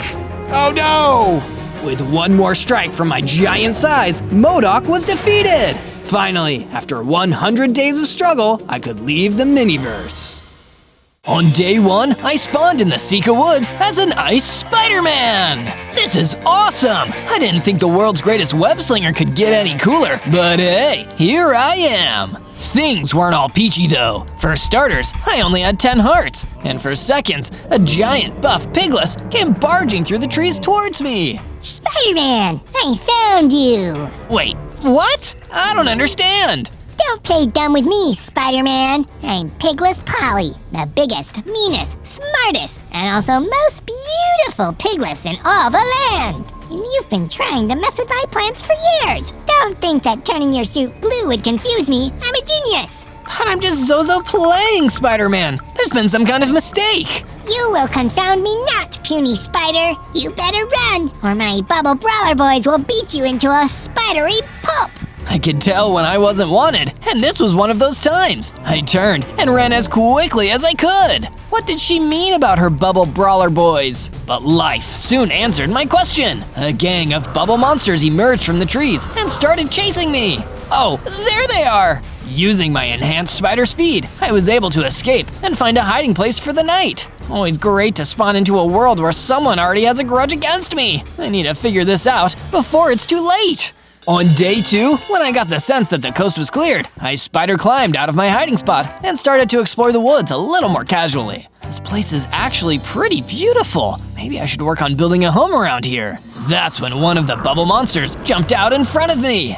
Oh, I'll build you a home, Spidey. 6 feet under. You've got a lot of nerve showing your face around here. Lady Polly wants us to destroy you on sight. I still don't know what I did to upset your beast of a boss, but if you think this icy superhero won't be fighting back, you've just made your last mistake. We battled hand to hand. What the bubble monster didn't know was I had super spider strength, so my hits really packed a punch. After a few well-aimed strikes, I burst his bubble and moved on. Wow, beating that guy up really worked up an appetite. I need to find myself some nosh. Lucky for me, there were plenty of trees around. I collected the yummy pears from the leaves. Tasty! I knocked down the rest of the pear tree with my spider fists. With the spare wood, I made myself a wooden pickaxe. Then, I dug into the ground and collected enough stone to assemble a stone pickaxe, stone axe, and a stone sword. I've got that caveman swag now. With my new stone axe, I gathered more wood and built myself a little spider base with a room for me to spend the night indoors. Ah, nice and cozy. Things are gonna get better and better.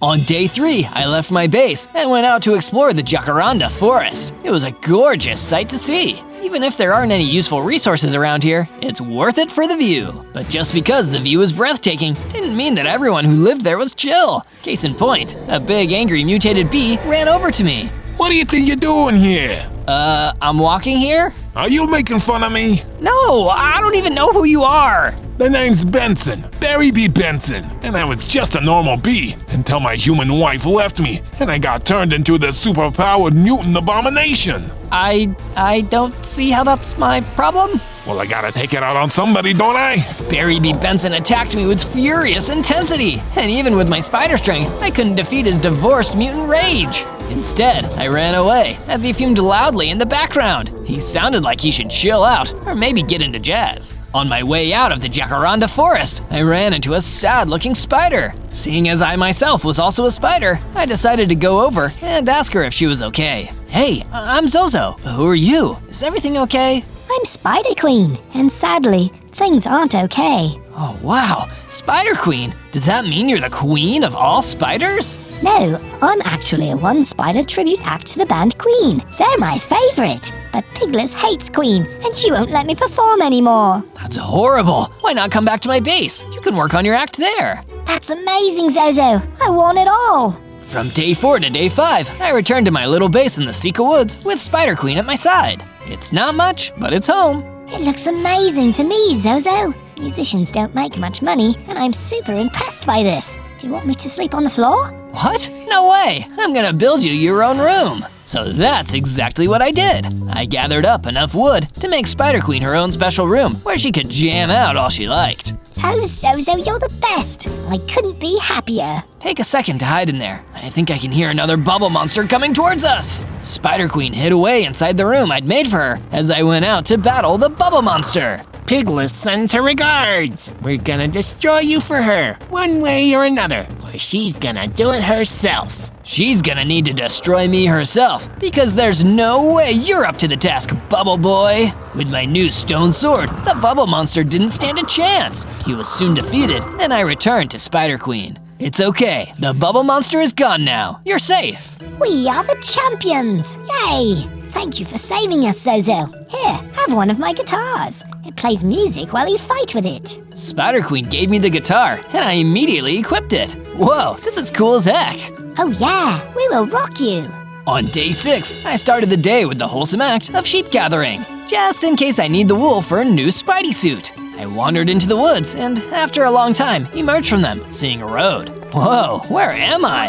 I followed the road and soon found myself in a cul-de-sac with some really cool and colorful houses nearby. Is that a flying orange? At the base of the flying orange, I saw some sheep wandering around, just what I was looking for. I started to round up the sheep when an orange boy came bounding out of the orange at me. Get away from my sheep, you costume creep! Whoa, hang on a second. I didn't want to hurt him, but he wouldn't listen to me. Richie, what are you doing? Leave that guy alone. Yeah, Richie, he didn't know those were your sheep. Richie stopped chasing me as 3 more characters, one of which looked like a bear, came running over to me. Max, do you know who this guy is? He looks like he might be dangerous. Relax, Beast. I'm sure he's fine. Whoa, that suit is awesome. Did you invent that? I'm something of a scientist myself.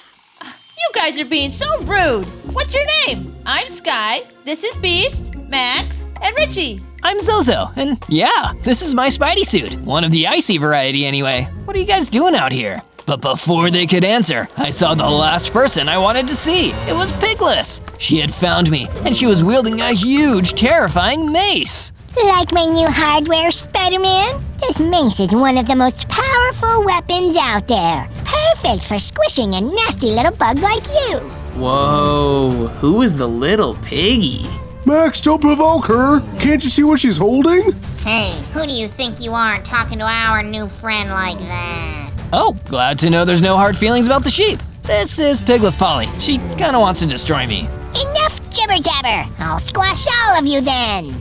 Yeah, we'd like to see you try. We're not scared of you. Max threw down a mysterious item on the ground, and a bunch of armor appeared out of it. His friends suddenly put on armor that matched their colors, along with some matching swords. Fine.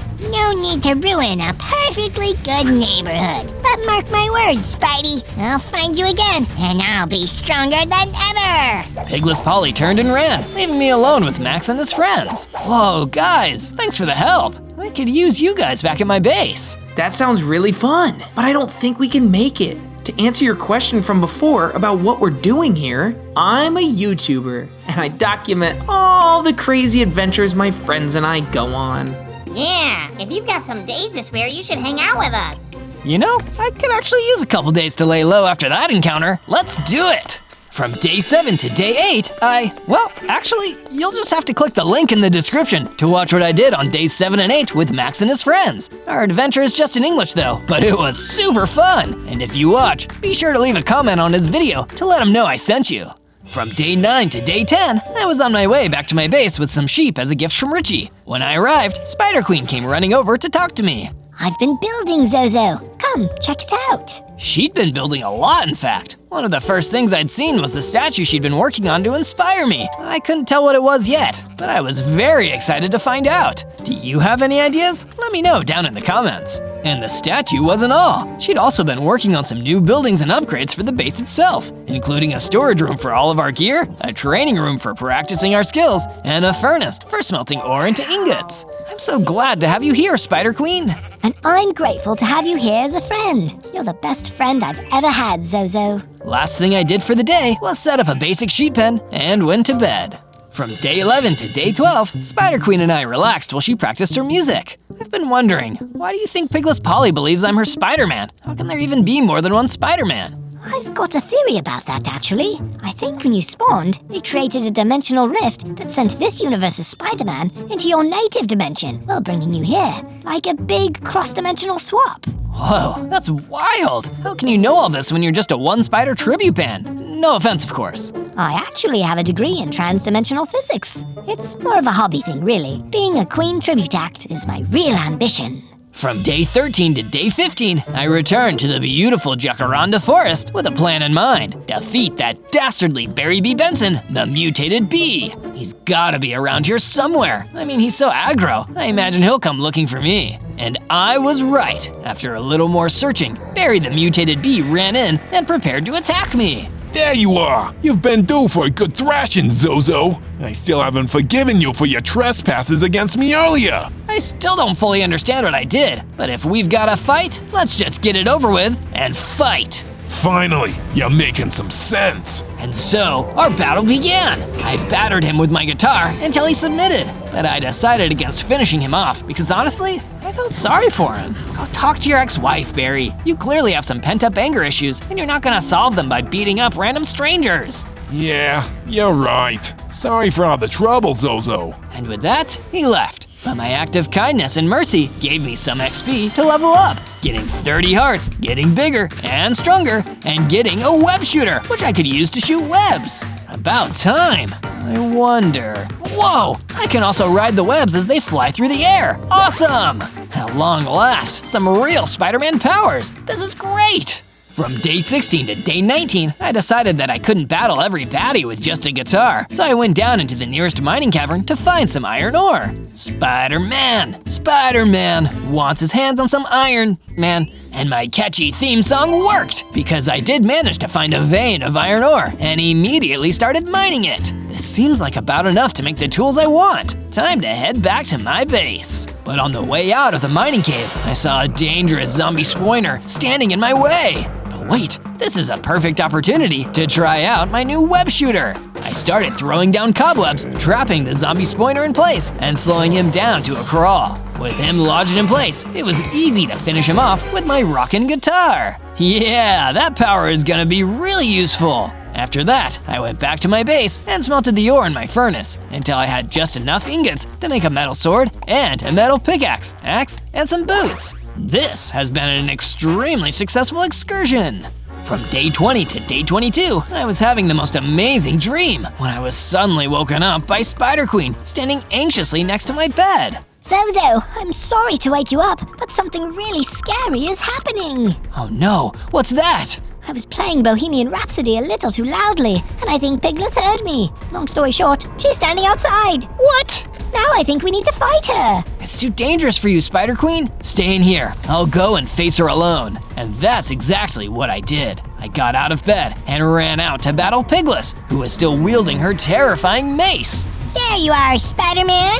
Not so tough with all your colorful friends no longer around. It's time for you to meet your doom. I keep telling you, I'm not the Spider-Man you're looking for. I come from a different dimension. I'm the ICE Spider-Man. Well, even if you aren't my Spider-Man, I'll still settle for getting to destroy a Spider-Man. And you'll do just fine. If your mind's made up, then I guess we better fight. And we did, but this time I had a way better chance. I threw down some cobwebs immediately, trapping Piglet in place before pulling out my iron sword and going to town. In the end, she broke free from the cobwebs, but she seemed startled. You're stronger than I remember. I don't have time for this. We'll battle again soon, and next time you won't be so lucky. She fled after that, leaving me feeling stronger and more confident than ever. If I keep getting stronger, I think I can finally take her.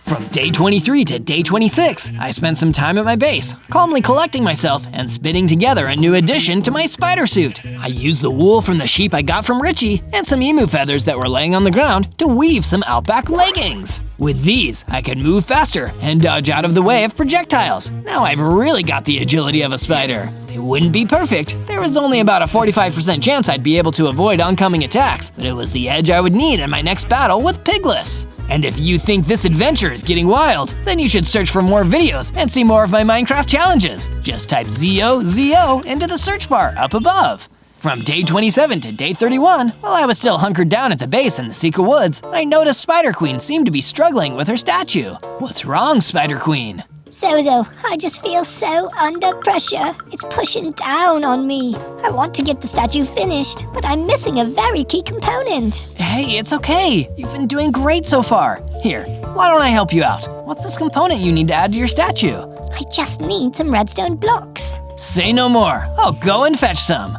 Thank you, Zozo. I ventured off to track down large quantities of redstone, making my way towards the Twilight Valley. This place was a lot darker than the other areas I had visited. The shadows were the perfect cover for some bubble monsters to sneak up and ambush me. There he is! Get him! Piglet is ordered! Hey, come on, guys. Surely there's a peaceful way around this. Piglet can't be paying you that much. It's not always about the money, Spider-Man. It's about the Mets, baby. Let's go. Get a home run! Jerry, quiet down. Sorry, he gets a little excited about baseball. Oh, hey, where'd he go? Over here, Bubble Brain. I turned the shadows to my advantage and struck the bubble monsters in place with my cobweb attacks. They tried to swipe at me from the spots they were stuck to, but a few swinging smashes with my slammin' six strings and their bubbles were burst. And just my luck, nearby there was a large deposit of redstone ore, so I gathered it up for Spider Queen. From day 32 to day 35, I continued patrolling around the Twilight Valley for any more signs of trouble, along with any more useful resources I could bring back. And while I was wandering around, I overheard the sound of distressed wailing. Help! Oh, won't someone help me? I'm far too important to need to ask for help. Hey there, who are you? Oh, what a rather humorous joke. Quite amusing, yes, imagine not knowing who I am. Why, you've cheered me up somewhat, small spidery peasant. I wasn't kidding. I don't know who you are. Don't know? How insulting. I am royalty. I am the king pig, pig-headed head of the pig-head monarchy. Oh, my bad. Are you needing help with something? Well, it's about time you offered. My benefactor, the rich mummy, has run afoul of a hairy troll. And since he provides me with a lion's share of his wealth, I'm distraught. He's not even written me into his will yet, so I won't get any of his gold if that troll smashes him. You, want me to go save him? Yeah, I'm a superhero after all. Oh, a hero of the common folk. How quaint. Yes, on you go, Spider Boy. It's Spider-Man! ICE Spider-Man! From day 36 to day 39, I searched the Twilight Valley for any signs of this rich mummy, and eventually came across my first sign of where he might be, a troll's mini base. I watched from a distance, and it looked like the hairy troll was guarding the front entrance. If I tried to just walk up, he could smash me to spider smithereens. So I had to think up a strategy. How was I going to get in there? I'd need to take the troll out, but attacking head-on was a bad idea. Sneaking around the back? It could work, but it might take too long, and the rich mummy might be doomed if the troll got hungry before I could reach him. Think, Zozo, think! You can do whatever a spider can. Oh, could I climb in? I tried on a nearby tree, but I couldn't stick to it. No climbing up walls for me, that stinks. I could ride my web shooter, but he will spot me immediately. That's not gonna work either. Maybe my best option was to look for another way in. From day 40 to day 43, I made my way around the outskirts of the troll's mini base, and lucky for me, there was a back entrance. Inside, I found the rich mummy trapped in a cage. Who might you be? Oh no, you're not with him, are you? Oh ghastly, you must be his torturer. No, I'm ICE Spider-Man. I'm here to save you. Just keep it down. I need to clear the way ahead. Then I'll come back for you. I snuck through the base and spotted the hairy troll. He didn't see me coming, so I used the element of surprise while I had it. I spun my webs to catch him in place, but he was strong enough to tear himself free. It barely slowed him down. He swung his mace at me, and I was luckily able to dodge out of the way just in the nick of time, thanks to my Outback leggings. I retaliated by swinging my guitar at him, but the hairy troll had a high resistance to rock. Thinking quick, I used my webs again, not to get him stuck, but to blind him. It worked! I could get close enough to bash the hairy troll with my guitar and defeated him! With the troll out of the way, I went back to free the rich mummy and led him back to the king pig. Ah, Reginald, so good to see you. Thank you for your assistance, Spider Peasant. You may leave my mighty presence now. So much for grateful.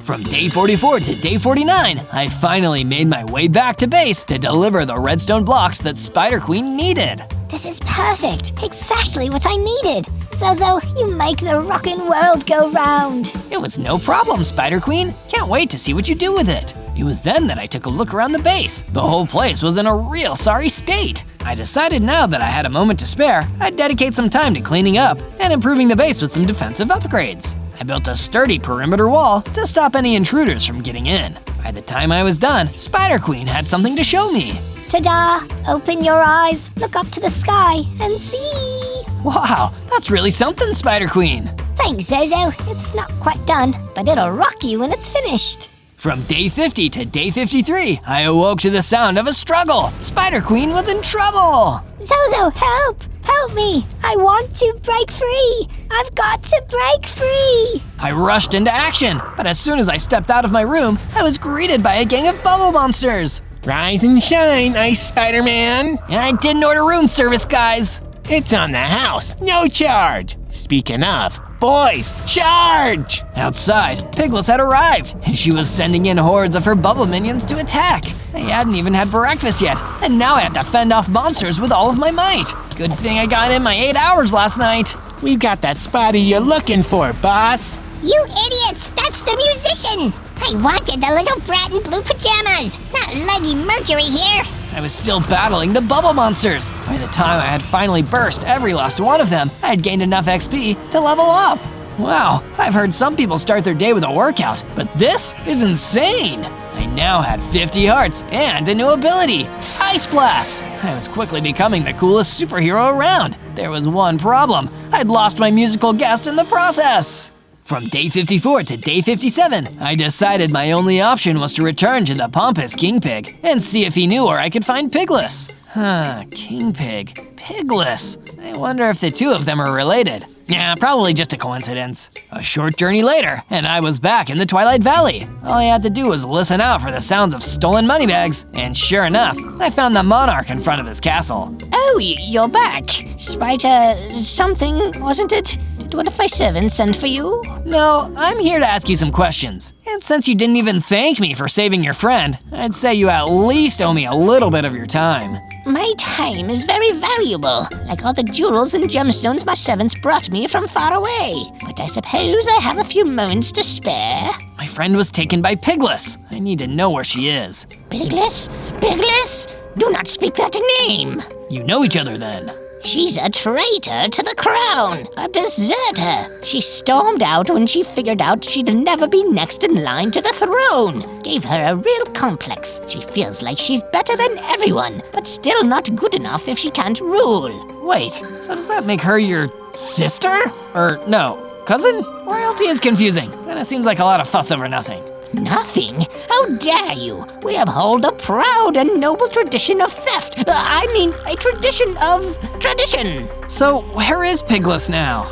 I don't keep in touch. She said some very hurtful things about me which weren't at all true. But last I heard, she resides in Red Rock Mountain, although the terrain is harsh, so you won't make it there in one piece with so little armor. From day 58 to day 62, I decided to follow up on the one useful piece of advice the King Pig had to offer and set about crafting myself some tough new armor. I scoured the area until I found a cave that led to a mine tucked away deep underground, and in the mine was plenty of what I needed: diamonds! I managed to find quite a few, but not enough to make the armor I needed. Not wanting them to go to waste, I forged them into a mighty diamond sword for stronger attacks, and a matching pickaxe to make mining quicker and easier. I didn't have to wait long to test them out either. As it turned out, the mine belonged to a skeleton jackal who was none too happy about me mining his diamonds. But it didn't take more than a few swings of my shiny new blade to settle our differences. From day 63 to day 66, I decided, rather than rushing straight back into danger and venturing up the treacherous terrain of the Red Rock Mountain,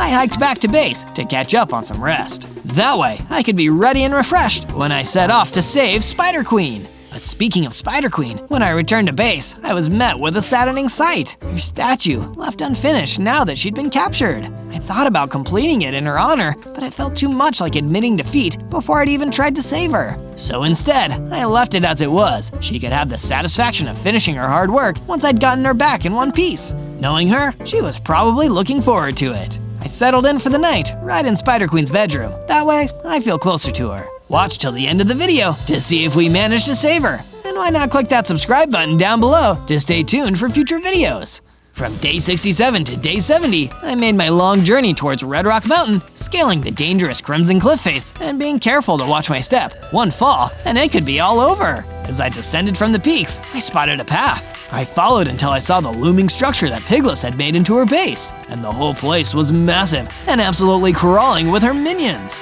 While I was still scoping it out from a distance, I thought back to my mission to save the rich zombie from that hairy troll, and how I hadn't been able to enter through the front, but had better luck looking for a second way in. So I tried the same tactic again, heading around, scaling massive mountains, swinging from one hilltop to the other until I made it to the side of the base. I saw my entry point, an opening in the side. I aimed carefully and shot my web shooter to make my way in, and I landed right in the middle of a group of bubble monsters. It's the spider! Get this sucker, boys! Heck of a way to roll out the welcome wagon. You treat all your guests like this? I swung my diamond sword and instantly slashed the nearest two, taking care of the next with a well-timed ice blast. Another hit from my sword, and he was shattered to pieces, while the others were quickly stuck fast with my webs right where I could strike at them. From day 71 to day 74, I snuck around the inside of Red Rock Mountain Base, making sure to keep out of the path of Pigless's many minions. But there was one enemy I recognized. Halt in the name of Pigless! Oh wait, it's you, Zozo! Barry? Barry B. Benson?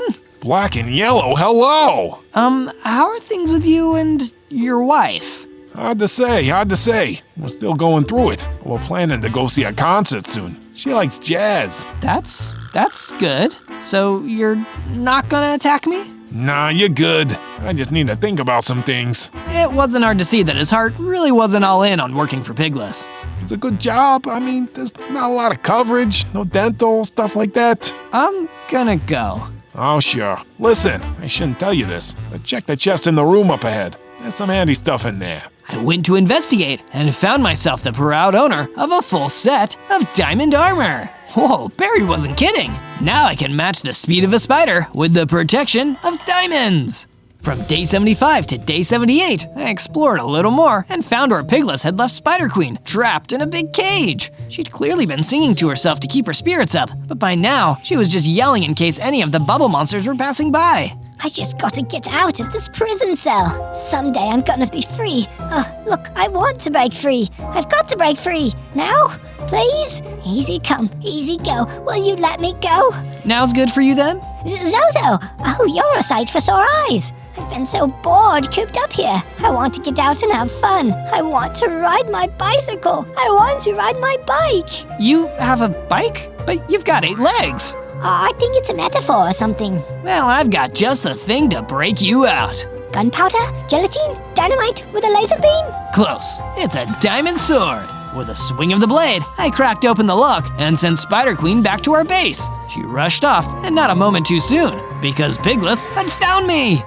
You! First you intrude on my dimension, then you intrude on my home. I'm going to squash you at long last, puny spider! Pigless came at me, but I was able to freeze one of her feet in place, then web her hands to slow her down. I leaped close to swipe at her with my diamond sword, but just when I thought I had the upper hand, she knocked me back with a powerful hit. I decided to escape while I still could, and dashed out of the base. From day 79 to day 84, I was exhausted from the fighting, so the Spider Queen offered to give me a ride, which was really nice of her. We managed to make our way back to safety, but little did I realize that Pigless had had enough. That little wretch! How dare he try to defy my right to rule! He and the rest of this overworld will soon see that they shouldn't have messed with Pigless! With that, Pigless used a powerful potion to make herself even stronger. Now she'd be an even tougher fight when it came time for me to face off with her again. From day 85 to day 89, we arrived back at base, and my good friend Spider Queen, whose ride was surprisingly comfy, was super happy to be free from Pigless's cage. Pigless thought she could stop me and spit in my eye. But we did it. We are the champions, my friend. We sure are. Look, I managed to swipe this from one of the guards at Pigless's base. I thought I could use it to break free, but instead, I was just screaming, "Let me out!" Anyway, I think you should have it. You're gonna take on the world someday. Spider Queen handed me the upgrade. It was a fire aspect and sharpness 2 enchantment. I immediately went to apply it to my diamond sword to deal some extra damage. Now, I had the power of ice, fire, and spiders on my side. Once I was done improving my sword, I returned to find Spider Queen putting the final finishing touches on her statue. Heyo, are you ready? Hey, are you ready for this? Are you hanging on the edge of your seat? Then may I present to you my masterpiece. I call it Zohemian Rhapsody. Zohemian?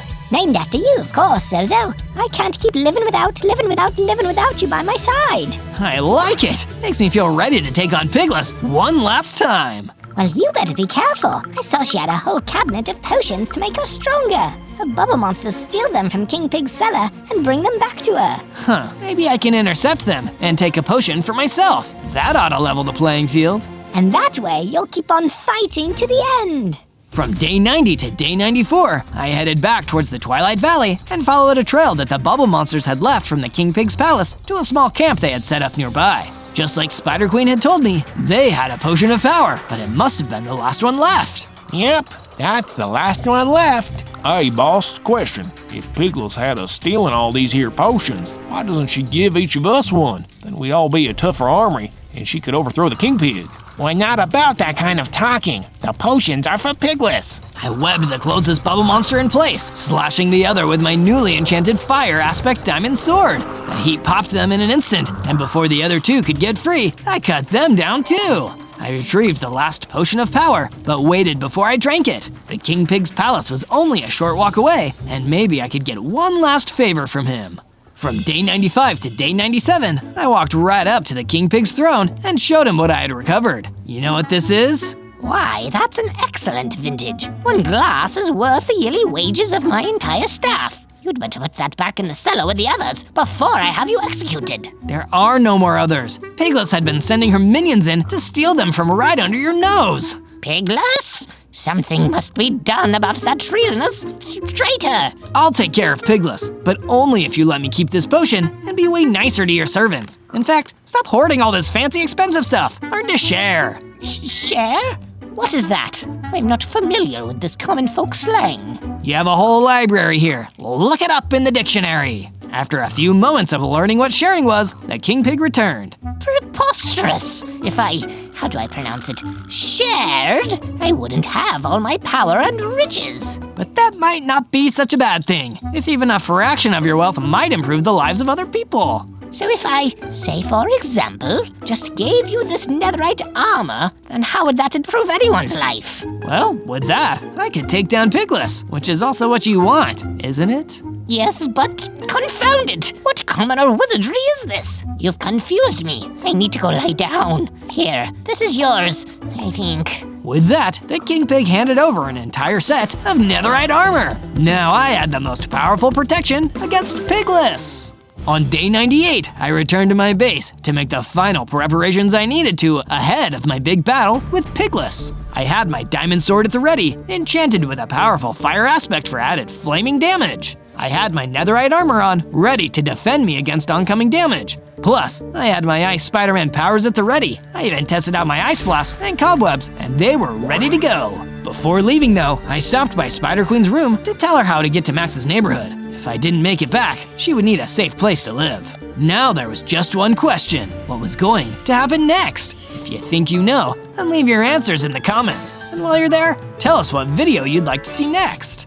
On day 99, I made my final journey to Red Rock Mountain and stopped just outside the entrance to Pigless's base. It was quiet, too quiet. All her minions seemed to have run off in fear. If they were that scared of her new, more powerful form, then I needed to be prepared. I drank the potion of power, and this upgraded me to my final form. I now had a full 100 hearts, and the last of my Ice Spider-Man powers were finally unlocked. I could climb walls. Ready for anything, I headed inside to find Pigless waiting for me. She was much bigger and stronger than before, and way more vicious. I was meant to rule this silver world. It's my birthright, and I won't have you meddling in my destiny any longer. Oh, I don't think so, Pigless. The battle was on. Pigless hurled a javelin at me, but thanks to my super spider agility and my outback leggings, I dodged right out of the way, then climbed up the nearby wall so I was out of her reach. From my vantage point, I fired ice blasts and cobwebs at her, trying to slow her down.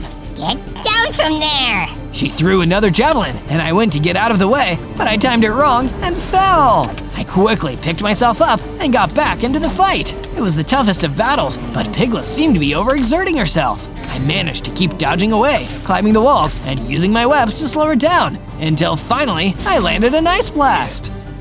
This is too cold. Don't worry, my sword has a fire aspect enchantment. It should help turn up the heat. With a mighty strike, I had done it! Pigless was defeated at last! On day 100, instead of returning to my base, I returned victorious to Max's neighborhood, where I was immediately greeted by Spider Queen, as well as Max and his friends. Another one bites the dust. Great work, Zozo. I knew you were gonna be a big man someday. Well, I couldn't have done it without you, Spider Queen. Oh, you're too kind. You're the champion here, Zozo. Spider Queen really livened the place up with her music, but we're glad to see you made it back in one piece. Me too, and everyone should click the link in the description to check out the adventure we went on together. Then, much to my surprise, the King Pig also showed up. Zozo, my boy, you didn't tell me that sharing also came with this delightful feeling. I don't really know what it's called, but seeing the smiles on my servants' faces gave me one of those, what are they called? Emotions? You mean you feel happy? That's the ticket, and I've been reading up too. Did you know that all the traditions of the pighead monarchy are centuries old? It seems so silly to still be upholding them. So what did you do? Oh, I gave my palace and all my riches to my servants, except they aren't my servants anymore, just people, and so am I. Look at me, one of the people. Now, who is your charming eight-legged friend here? Well, you might be a former King Pig, but she's Spider Queen. And we will rock you. On day 1, I spawned in as an ice spider, an arachnid as cold as the Arctic reaches. All 8 of my legs are here, but why am I so little? I'm only a baby spider. That's when I realized that I was trapped inside of a magic circle. An evil-looking necromancer stood on the outside, casting a terrible spell. A spider of ice, it will suffice. So says me, Necromancer Bryce. Lights swirled all around me, and the entire world shook. But when it stopped, I felt like I was able to move. Great! I better get out of here while I can. I tried to scurry away, but Bryce the necromancer blocked my path. Not so fast there, Ice Spider. Your part to play is done, so now I'll destroy you and complete the spell. Hey, I have a name, you know. It's Zozo, and I don't like it when people say they're going to destroy me.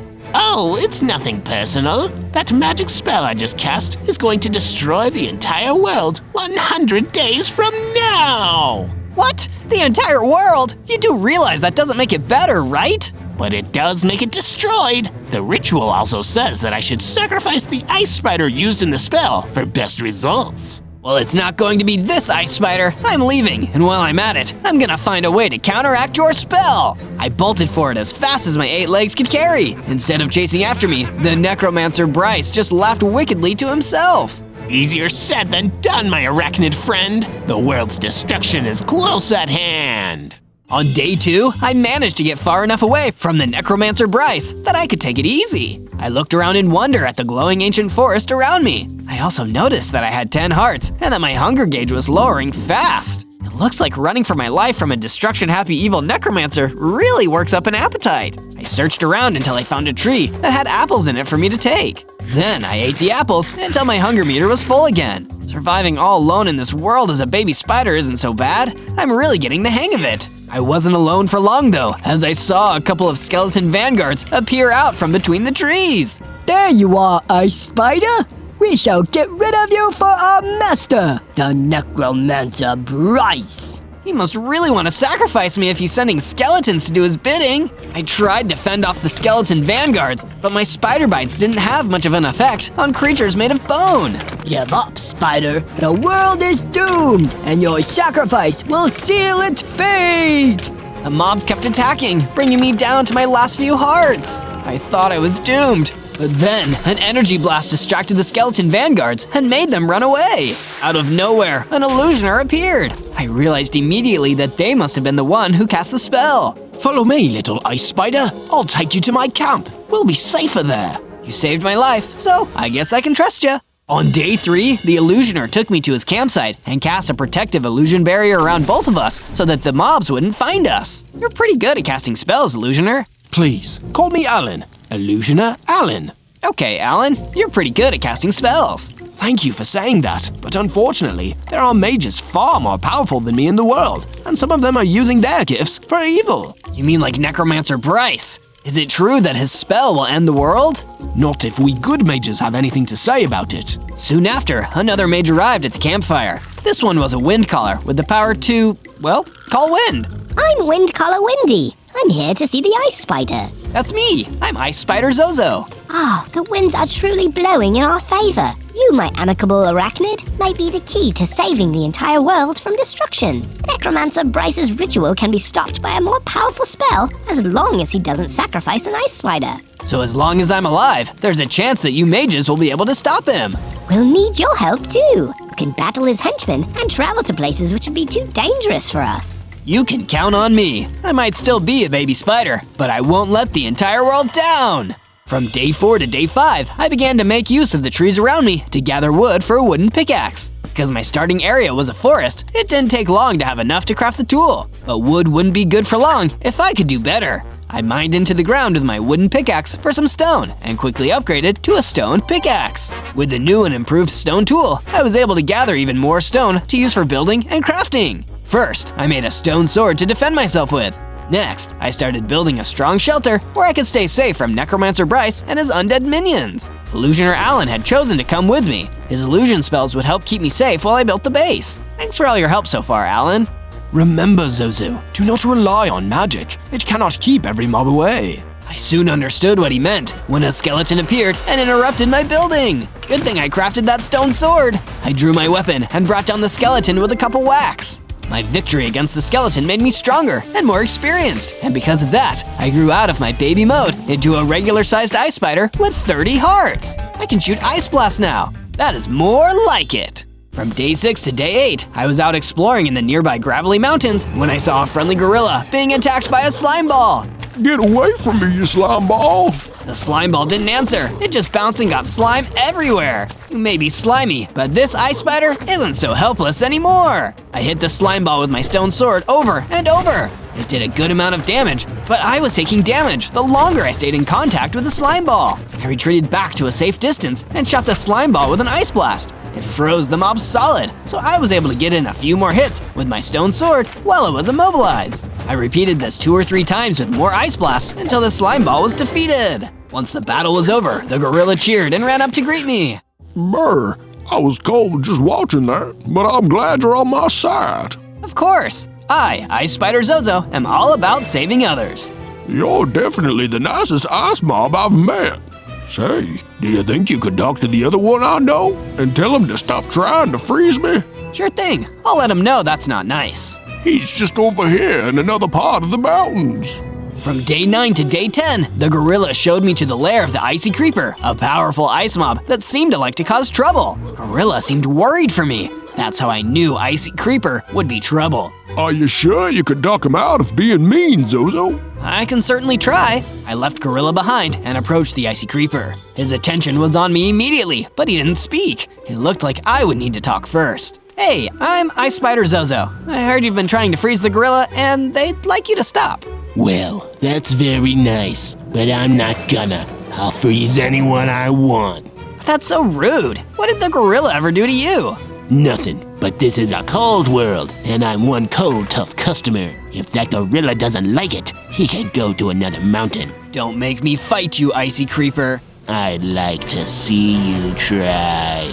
I fired my ice blast at the Icy Creeper, but it seemed like he was even colder than me because it barely did any damage. His own ice blast took off a bunch of my hearts. In a battle between ice creatures, I was definitely the loser for now. I ran back to the gorilla, sad that I couldn't defeat the Icy Creeper. I promised Gorilla that I'd let him stay in my base for now and come back to the gravelly mountains to defeat Icy Creeper at a later time. From day 11 to day 12, I returned to my base and began renovating the living space so that the gorilla had a place to live. I used a lot of stone bricks so it wouldn't be too different from the mountain he had left behind. Once I had built the room, I went to see the gorilla and showed him where he could stay. Thanks for letting me stay here, Zozo. I thought you could use some more storage space, so I did a bit of building on my own. It turned out that the gorilla really had built a room that was perfect for storing extra items. He also built a furnace that would heat up the room where he and the mages would be staying. Oh yeah, I guess you guys need to stay warm. Either way, that's very impressive work. I call it the home away from home. Oh, I hope I get to see the mountains again before the world ends. It's not going to end. I'll stop it. I hope so. That necromancer Bryce has been plotting world destruction for a long time, actually. He's tried all sorts of spells to do it, and they've never worked. This one might, though, and the idea of that is really scary.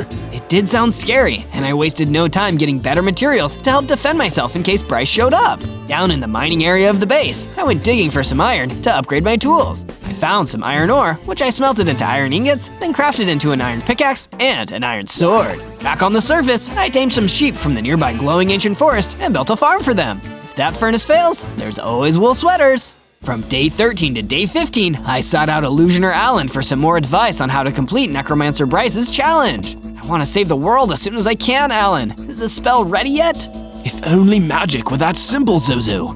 The truth is that Bryce's destruction spell is linked to you now. The only way to weaken it is for you to become stronger. How do I do that? When you defeated Bryce's skeleton henchman before, some of the spell's magic transferred into you. If you could defeat a more powerful one, it could happen again. I went back to the gravelly mountains in the hopes of finding another undead mob to fight. Come and get me! I don't fear you, skeletons! As if answering my call to battle, a skeleton vanguard came charging across the mountain terrain towards me. Spider of Ice! Spider of Ice! The time has come for sacrifice! I hit the advancing skeleton vanguard with an ice blast, which slowed the undead down. I was able to hit him with another before he got into melee range. Time to get a taste of my new weapon. At that point, I brought out my iron sword and slashed the skeleton vanguard with some powerful hits. The skeleton vanguard crumbled and dropped a health potion to boot. This potion must contain some more of Bryce's magic. I drank the potion and felt my power increase dramatically. My number of hearts doubled and became 60, and I gained the magical ability to turn invisible like see-through ice. From day 16 to day 19, I continued my exploration into a brand new part of the world that I'd never seen before, the Great Lake Isles. As I crawled around this breathtaking new biome, I came across an abandoned book that contained information about the destruction spell that Necromancer Bryce had cast. The spell of destruction cast by a necromancer must be confirmed with the sacrifice of an ice spider. For this reason, an ice spider that survives the casting of the spell can prevent the destruction of the world by being at the center of a spell of life, which is made to protect the world. I wasn't sure exactly what that meant, but it sounded like there was a way to turn the tide of destruction. I excitedly began to leave the Great Lake Isles when some more skeleton vanguards ambushed me to try and get me to be sacrificed. Spider of ice, spider of ice, the time has come for Yeah, sacrifice. You creeps must have followed me from the mountains. I used my iron sword and I pelted the mobs with ice blasts until they were all destroyed. From day 20 to day 22, I realized that my powers were far stronger now that I had grown into a bigger ice spider. I tested my mettle against some specters in the glowing ancient forest, chopping them down with my iron sword. They weren't that difficult to defeat, but the fact that they were here meant that bad omens were on the horizon. Dead becoming more common could be a sign of world destruction being on its way. I did some more mining for iron in the base cavern and grabbed enough ore to make the ingots for an iron chestplate. Now that I'm this much stronger, I bet I could stand up to the icy creeper. I returned to the icy creeper's lair in the gravelly mountains to confront the mob with my new abilities and gear. Have you learned how cold the world is yet, Zozo? No, I have learned that the world has good people in it that don't deserve to be frozen or destroyed. I fired my icy blast at the icy creeper, and this time, I was the one dealing damage. I had become a colder, more powerful being. Never freeze the gorilla or anyone else ever again. All right, Zozo, I give. I'll be nice. The icy creeper ran away, never to be mean again and never to be seen again. Upon driving away from that other ice mob, I saw a flashback to Bryce as a younger necromancer, just learning his first spells. The world is a cold and cruel place. I know. I'll destroy it so nobody has to live in a cold, cruel world. Guess he was similar to the icy creeper in a couple of ways. If only he knew that the world wasn't as cold and cruel as he thought it was. From day 23 to day 26, I returned to the base, feeling victorious. I made a beeline for the gorilla to give him the good news. I taught that icy creeper a lesson he won't forget anytime soon. I promise you that you won't be having any trouble with him now. Wow, you are one heroic ice spider, Zozo. I'm really checking my prejudices right now. Also, I made you a gift. In case you didn't notice it on the way in, I made a perimeter wall to defend the base. Somehow, I totally had missed the perimeter wall. It was awesome and would do a great job at repelling the roving hordes of the undead. The base is well defended. Maybe now it's time to make sure my body is better defended. I went back to the mining cavern and collected up some more iron ore that I then took back to my base and smelted into iron ingots. I used these to make the rest of my armor set. You may not be able to see the armor on me, but believe me, it's there. From day 27 to day 31, I returned to the Great Lake Isles, wanting to make sure that I'd wiped out the Skeleton Vanguard Scourge completely. The more territory I can take back from the Necromancer Bryce, the less power and resources he has to complete his dark ritual. And it seems like my earlier work had paid off, because I couldn't see a Skeleton Vanguard anywhere. Instead, what I found was a large and smart-looking golem. Hello there, good sir. Say, I've heard quite a bit about a certain ice spider lately. Your name wouldn't happen to be Zozo, would it? That depends. What would you do if I was Zozo? I'd congratulate you. I'm the librarian Golem. I travel across the overworld, giving books to those who need them. And the skeleton vanguards working for that blasted necromancer had gotten in the way of my very important mission for far too long. If you are Zozo, then you are responsible for many needy people getting the books they so crave. Well, in that case, I am Zozo. Why don't you come back to my base with me? You seem like you'd be a valuable ally. Of course, as long as there's a place where I can read. I returned to my base with the librarian golem and constructed a new room for him to sleep in. After completing it, I realized how dull and drab the base looked. It needed a personal touch. I harvested some wool from my sheep farm and turned them into a bunch of cool banners that I hung up around the different buildings of my base. Looking snazzy! But my joy was short-lived, as Illusioner Alan ran in with frantic news. Zozo, you need to come with me immediately. Windcaller Wendy is under attack. From day 32 to day 35, Illusioner Alan and I ran as fast as we could to reach the campfire in the glowing ancient forest where the Windcaller liked to hang out. But by the time we arrived, it was already too late. A vicious gang of skeleton vanguards had already outnumbered and destroyed him. No! We serve our master well. Everyone who attempts to defend you will be destroyed, Zozo. Nobody will stand in the way of your sacrifice. We will destroy this entire world. Not if I have anything to say about it! Powered by pure rage, I went in there with all my weapons and powers and wiped out every single one of the skeleton vanguards. In the end, all that was left was myself and Illusioner Alan. This is bad, Zozo. The Windcaller was a powerful mage and an asset to our operation. Now that she is gone, the danger grows significantly. But we can't give up, Alan. If we give up, then nobody will stop Necromancer Bryce. We need to fight back against him with everything we have. From day 36 to day 39, I went out to the Gravelly Mountains to wander around and collect my thoughts. I was afraid about everything that had happened, but I couldn't show it in front of everyone who was working for me. Necromancer Bryce and his men are way more dangerous than I thought. My thoughts were interrupted when I ran into an incredibly strange creature, a melon golem, which I didn't even know was a thing. What? You never see a melon golem before? You don't like melons or something?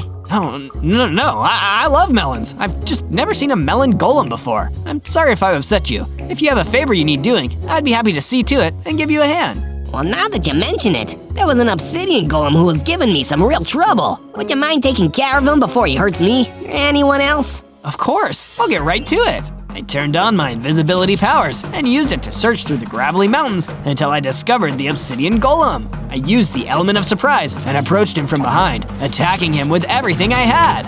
In the end, I managed to defeat him after a tough battle. Then I returned to the melon golem and told him that his bully was gone. Hey, that's great news! I used to be able to trust the other golems, but a lot of them defected to the Necromancer Bryce, because most of them are hardy enough to survive the cold. So some golems are working with the Necromancer now? That's not good news. You point out the obvious a lot, you know. From day 40 to day 43, I returned back to my base, pleasantly surprised by some improvements that Illusioner Alan had made to the base. Zozo, I've made very good friends with the librarian golem. He's a wonderful chap, and we've been doing lots of discussions around the arcane arts. So I installed a sizable collection of bookshelves and couches so he can really enjoy himself here. It's incredibly wholesome that you two have become such good friends. And he's not the only friend I'd like to stay here. I improved the base by adding a barracks, so I could invite more of my Illusioner friends. The more mages we have at the base, the easier it will be to defend you from the Necromancer. That sounds like a good idea to me, Alan. Not long after, a small group of other Illusioners arrived, and I greeted them and escorted them to their rooms. Not long after, the librarian golem approached me with a new quest. Zozo! As you may have heard on the grapevine, or perhaps the melon vine, some golems defected from the overworld and joined up with that dastardly necromancer. Two in particular are the Endstone Golem and the Netherite Golem out in the Great Lake Isles. Perhaps, if you're able to defeat him, it will weaken the necromancer's power in another territory. That's an awesome idea, librarian golem. I'll set off immediately. From day 44 to day 49, I set off into the Great Lake Isles to find one of the evil golems that had been working for Necromancer Bryce. I want to reduce the power of the Necromancer's spell in whatever way that I can. I thought I saw the glow of magic from one of the islands and made a stealthy approach. To my surprise, it wasn't an Endstone Golem at all, but Necromancer Bryce himself. He was muttering something, so I got closer to hear what it was. This pathetic world does not deserve mercy. It only deserves cold destruction, and my spell will be that destruction. Soon, the hastening will be upon us. Couldn't let him stand there and say such terrible things. Take that back, you dastardly necromancer! Oh, it's you. You're the ice spider that dares to defy me. It seems my undead have thus far been unable to sacrifice you. Why do you need to sacrifice me so badly anyway? What's in it for you if the entire world is destroyed? Destroying the entire world is a thankless job, but somebody has to do it. Anyway, I've got a brand new caliber of minion now. Prepare to meet my netherite golem. The Necromancer Bryce vanished into a cloud of magical smoke, and in his place, a netherite golem rose to its full towering height. Greetings. I am the netherite golem, and I will be sacrificing today. The other golems told me that baddies like you were bad news. Put up your big netherite dukes, and let's have a good clean fight, said the spider to the golem. I ice blasted my opponent and scurried around, avoiding his attacks. I used my invisibility to sneak in close and attack with my iron sword. The netherite golem was very strong, and he managed to hit me a couple times, dealing many hearts of damage. And I had hearts to spare now, and this fight was far from over. From day 50 to day 53, we briefly stopped to talk. You're going to be sacrificed, Ice Spider. I'm going to crack you like ice, and then squash you like a spider. Oh yeah? Well, you're a netherite golem, and never mind, I can't think of anything. I fired off a couple of ice blasts, then I used my iron sword to hit the netherite golem.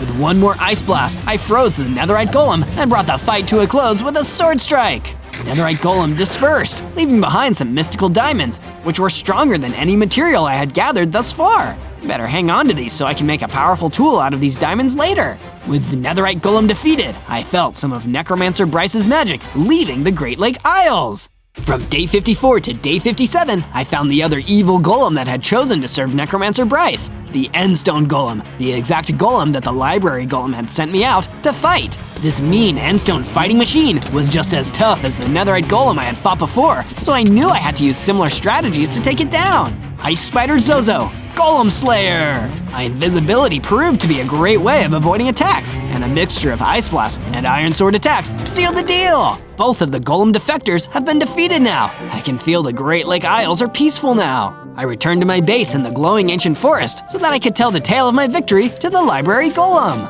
Well done, Ice Spider Zozo. Without his golems, Necromancer Bryce has lost a major facet of his evil forces.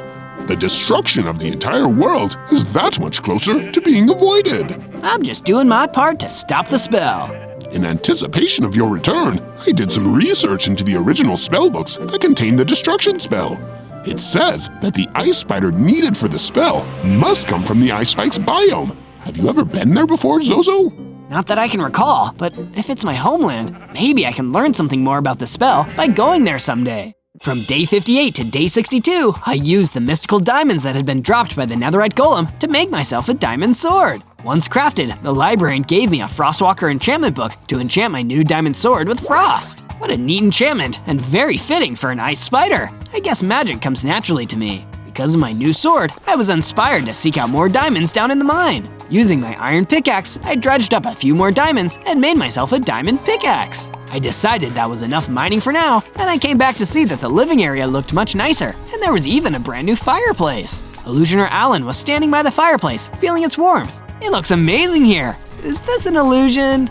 I'm always telling you, Zozo, magic can't do everything. These changes to the base are 100% real. Wow, thanks, Alan. Building this base was such a great idea. I really like living here, so I'm glad I could make it better for everyone. From day 63 to day 66, I was doing some more diamond mining when the gorilla who lives in my base came to visit me. Hey, Zozo! The librarian golem told me that you're originally from the Ice Spikes. I actually know how to get there. You do? Well, that's great. I've been meaning to take a trip out there at some point. I'll give you the directions. Maybe you'll find out if you've got any family out there. Following the gorilla's directions, I made my way to the ice spikes. I didn't see any ice spiders, but maybe I would meet a friendly face if I looked around. But the first face I saw didn't appear to be that friendly. It was a mountaineer with a wicked gleam in his eyes. I'm warning you, buddy. You don't want to mess with this ice spider. I have the home field advantage. I don't want to fight you. This gleam in my eye is the gleam of adventure. I'm Mountaineer Monty, and I'm looking to climb the tallest peak in the Ice Spikes. The tallest peak? I bet I could see everything from up there. Count me in. Perfect! With an ice spider helping me up, I'll be able to get to the top of the tallest peak in no time. From day 67 to day 70, I joined Mountaineer Monty, and we both climbed around on the ice spikes together, searching for the tallest peak. How will we know if the ice spike that we're climbing is the tallest or not, Monty? We won't know until we get to the top. Keep on crawling on these walls, Ice Spider. We went higher and higher until we found a ledge on the side of an even taller peak. Could this be the one? That's when a leaf leaf jumped down from the upper ledges and started to attack. I fired an ice blast at the mob, but it dodged away. This leap leaf was faster than I expected, so I'd have to outsmart it. I turned invisible and waited for the leap leaf to land on the ground. I dashed in and hit it with my diamond sword, dealing a bunch of damage. The moment it jumped, I fired an ice blast directly at it, defeating it for good. Mountaineer Monty was impressed with my win. That was great! And also leap leaves only live on the tallest peak, so we must be there. Let's keep on climbing so we can find out. Within a few minutes, we had risen to the top of the entire Ice Spikes biome. This was the most beautiful thing I had ever seen in all my days as an ice spider. Thank you for being here with me.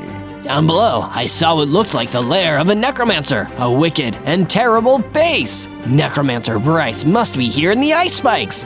Did he find me here?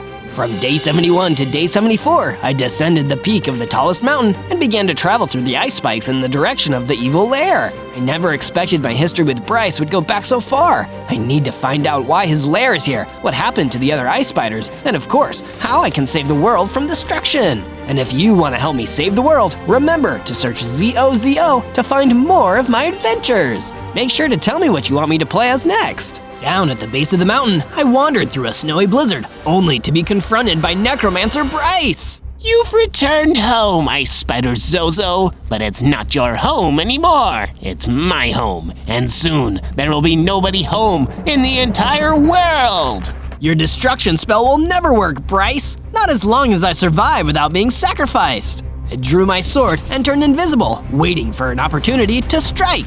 Necromancer Bryce only laughed. He was not threatened by me at all.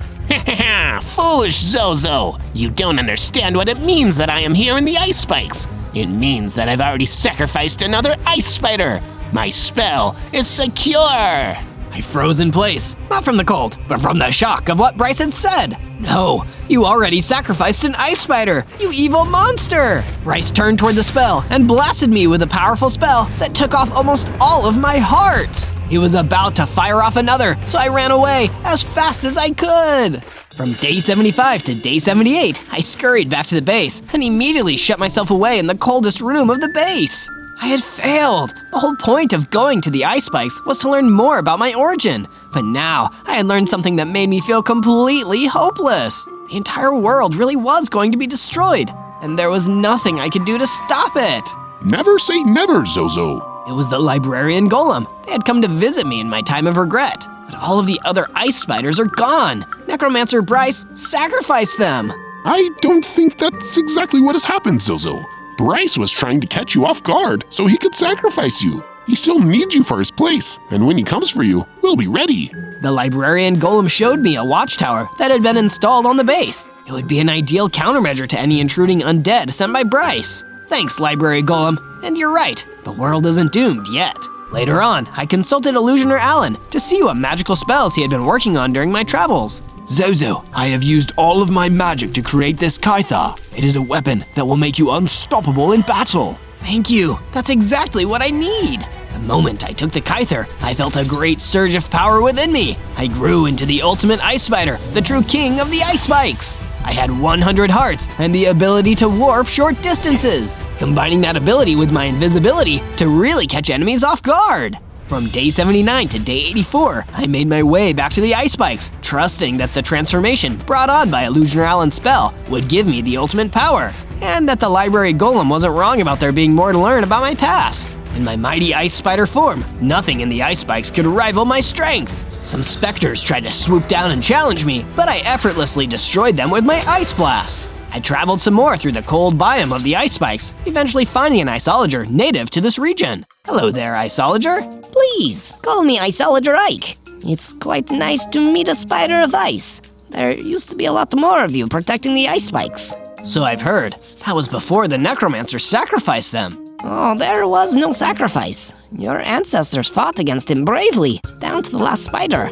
I kept one of their helmets too. You should have it. Ike gave me a diamond helmet, which I proudly equipped. I guess there really was more to the story than I thought. From day 85 to day 89, my base was attacked by the skeleton vanguard. I arrived just in time to fend them off with weapons and ice blasts. Spider of ice, spider of ice, the time has come for sacrifice. Ha! That confirms it! You still need a sacrifice, and I'm the last spider standing. You'll never take me out. With the confidence I had developed in my ultimate ice spider form, I demolished the skeleton vanguard one by one until the last of them went running back to the ice spikes. Spider of Ice, your sacrifice will now be done by Necromancer Bryce. I'd like to see him try. I chased the skeleton vanguard to the edge of my base, where he kept running onward. It was there that I met a fungus thrower who was standing next to a dugout pool of water. Oh, please, Ice Spider Zozo. My swimming pool is way too warm. Can you provide an ice blast to cool it off? Why, certainly, my fungus-throwing friend. I shot the pool with an ice blast, freezing it over. Oops, sorry, now it's more of an ice rink. No, I like this better. I'll call my friends and we'll play some hockey. From day 90 to day 94, I followed the skeleton vanguard through the ice spikes all the way to the necropolis where Necromancer Bryce would be waiting for me. Bryce, we need your advice. As the skeleton vanguard approached the necropolis, it was obliterated by an attack from an armored pillager. Never send a skeleton to do my job. And what is your job? Killing spiders by the dozen. Me and the rest of my pillager crew fought the ice spiders in this area back when they dared to defy Necromancer Bryce. You mean that it was you who wiped out all the rest of the ice spiders, and you're working for Bryce? I'm going to freeze on you! I fired several ice blasts, but the armored pillager tanked them all and hit me with the same powerful attack they'd used to destroy the skeleton vanguard. It dealt a decent amount of damage, so I warped away to avoid taking more. I faced many ice spiders just as big as you. But you've never faced me! Gathering my courage, I warped back and swung my diamond sword into the armored pillager, returning the damage I took and then some. From day 95 to day 97, the armored pillager still wouldn't let up, and I was starting to see that his claims of taking down all the other ice spiders wasn't all talk. My ice blasts weren't very effective, so I mostly relied on my sword strikes to deal damage. My warp and invisibility powers helped me dodge most of the armored pillager's attacks so that I could hold onto my hearts. Why can't you let me crush you like those other worthless ice spiders? It's time you learned that those lives you trampled were never worthless. I warped all around the armored pillager and barraged him with sword attacks until he collapsed at long last. Darn it, you have beaten me. Truth is, you spiders fought very well. I was the only survivor among the pillagers. If you lost everyone too, why are you being such a mean guy about it? We could have talked this out. Necromancer Bryce was going to destroy the world anyway. We thought we had to listen to him, or he'd destroy us first. That Bryce is ruthless beyond anything you've seen. After he hired his pillagers to wipe out the spiders, he had them save one remaining ice spider egg so that he could use the ice spider that hatched for his destruction spell. That ice spider must have been you. The armored pillager died, leaving behind a key to the lair. At that moment, I realized I had avenged my people. Well, almost. Bryce stole me away, planned to use me for his spell, and destroy the world I've only now come to know. I will stop him! On day 98, I returned to the base to heal my injuries from the battle with the armored pillager. So much had happened since I started my journey, and we were only a couple days from the day that the destruction spell would end the world. But the words that carried me all this way still rang in my ears. As long as I survive, it isn't over. I spoke to the librarian Golem, who was also hopeful about our chances of stopping the destruction spell. No sacrifice was made, and if you defeat Bryce, he'll never be able to cast another destruction spell. This could be your chance to save the entire world. I will do it, for the world and for all the ice spiders that fought bravely against him. I wanted to make sure the powers of my magically induced final form were stable, so I went to Illusioner Alan to confirm. Your magical Kyther seems to be working, Alan. Oh, Zozo, what have I always said? Magic can't do everything. You took that form on your own. My great illusion was convincing you that my weapon was the reason. Wow, I didn't expect that.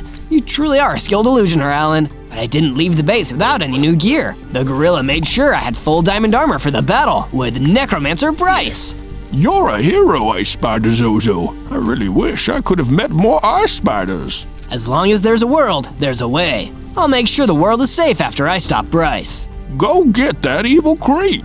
Remember the path I showed you through the Gravelly Mountains.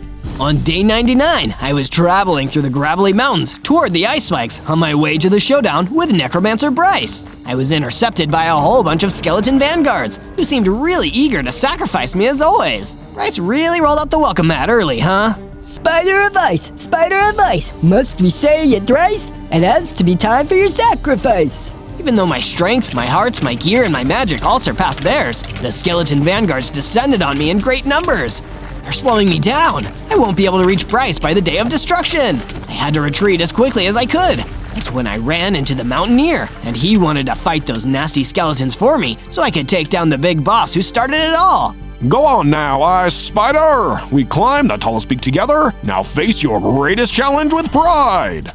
On day 100, I used the key to the lair and entered the inner sanctum of Necromancer Bryce. The day of destruction is at hand, and here you are, allowing yourself to be sacrificed. There will be no sacrifice and no destruction. We traded a series of blasts, his Necromancy Blast and my Ice Blast. We each took a bit of damage, then I turned invisible. You crushed my people, but I'm taking back the Ice Spikes and the entire world from your evil. You would fight to protect a world that took away your family?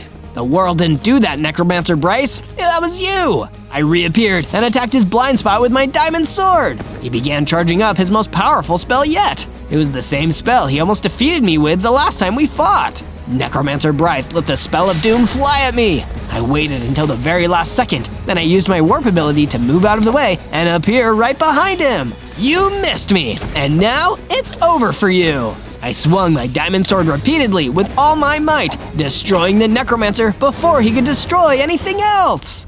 This world would live on, and so would I.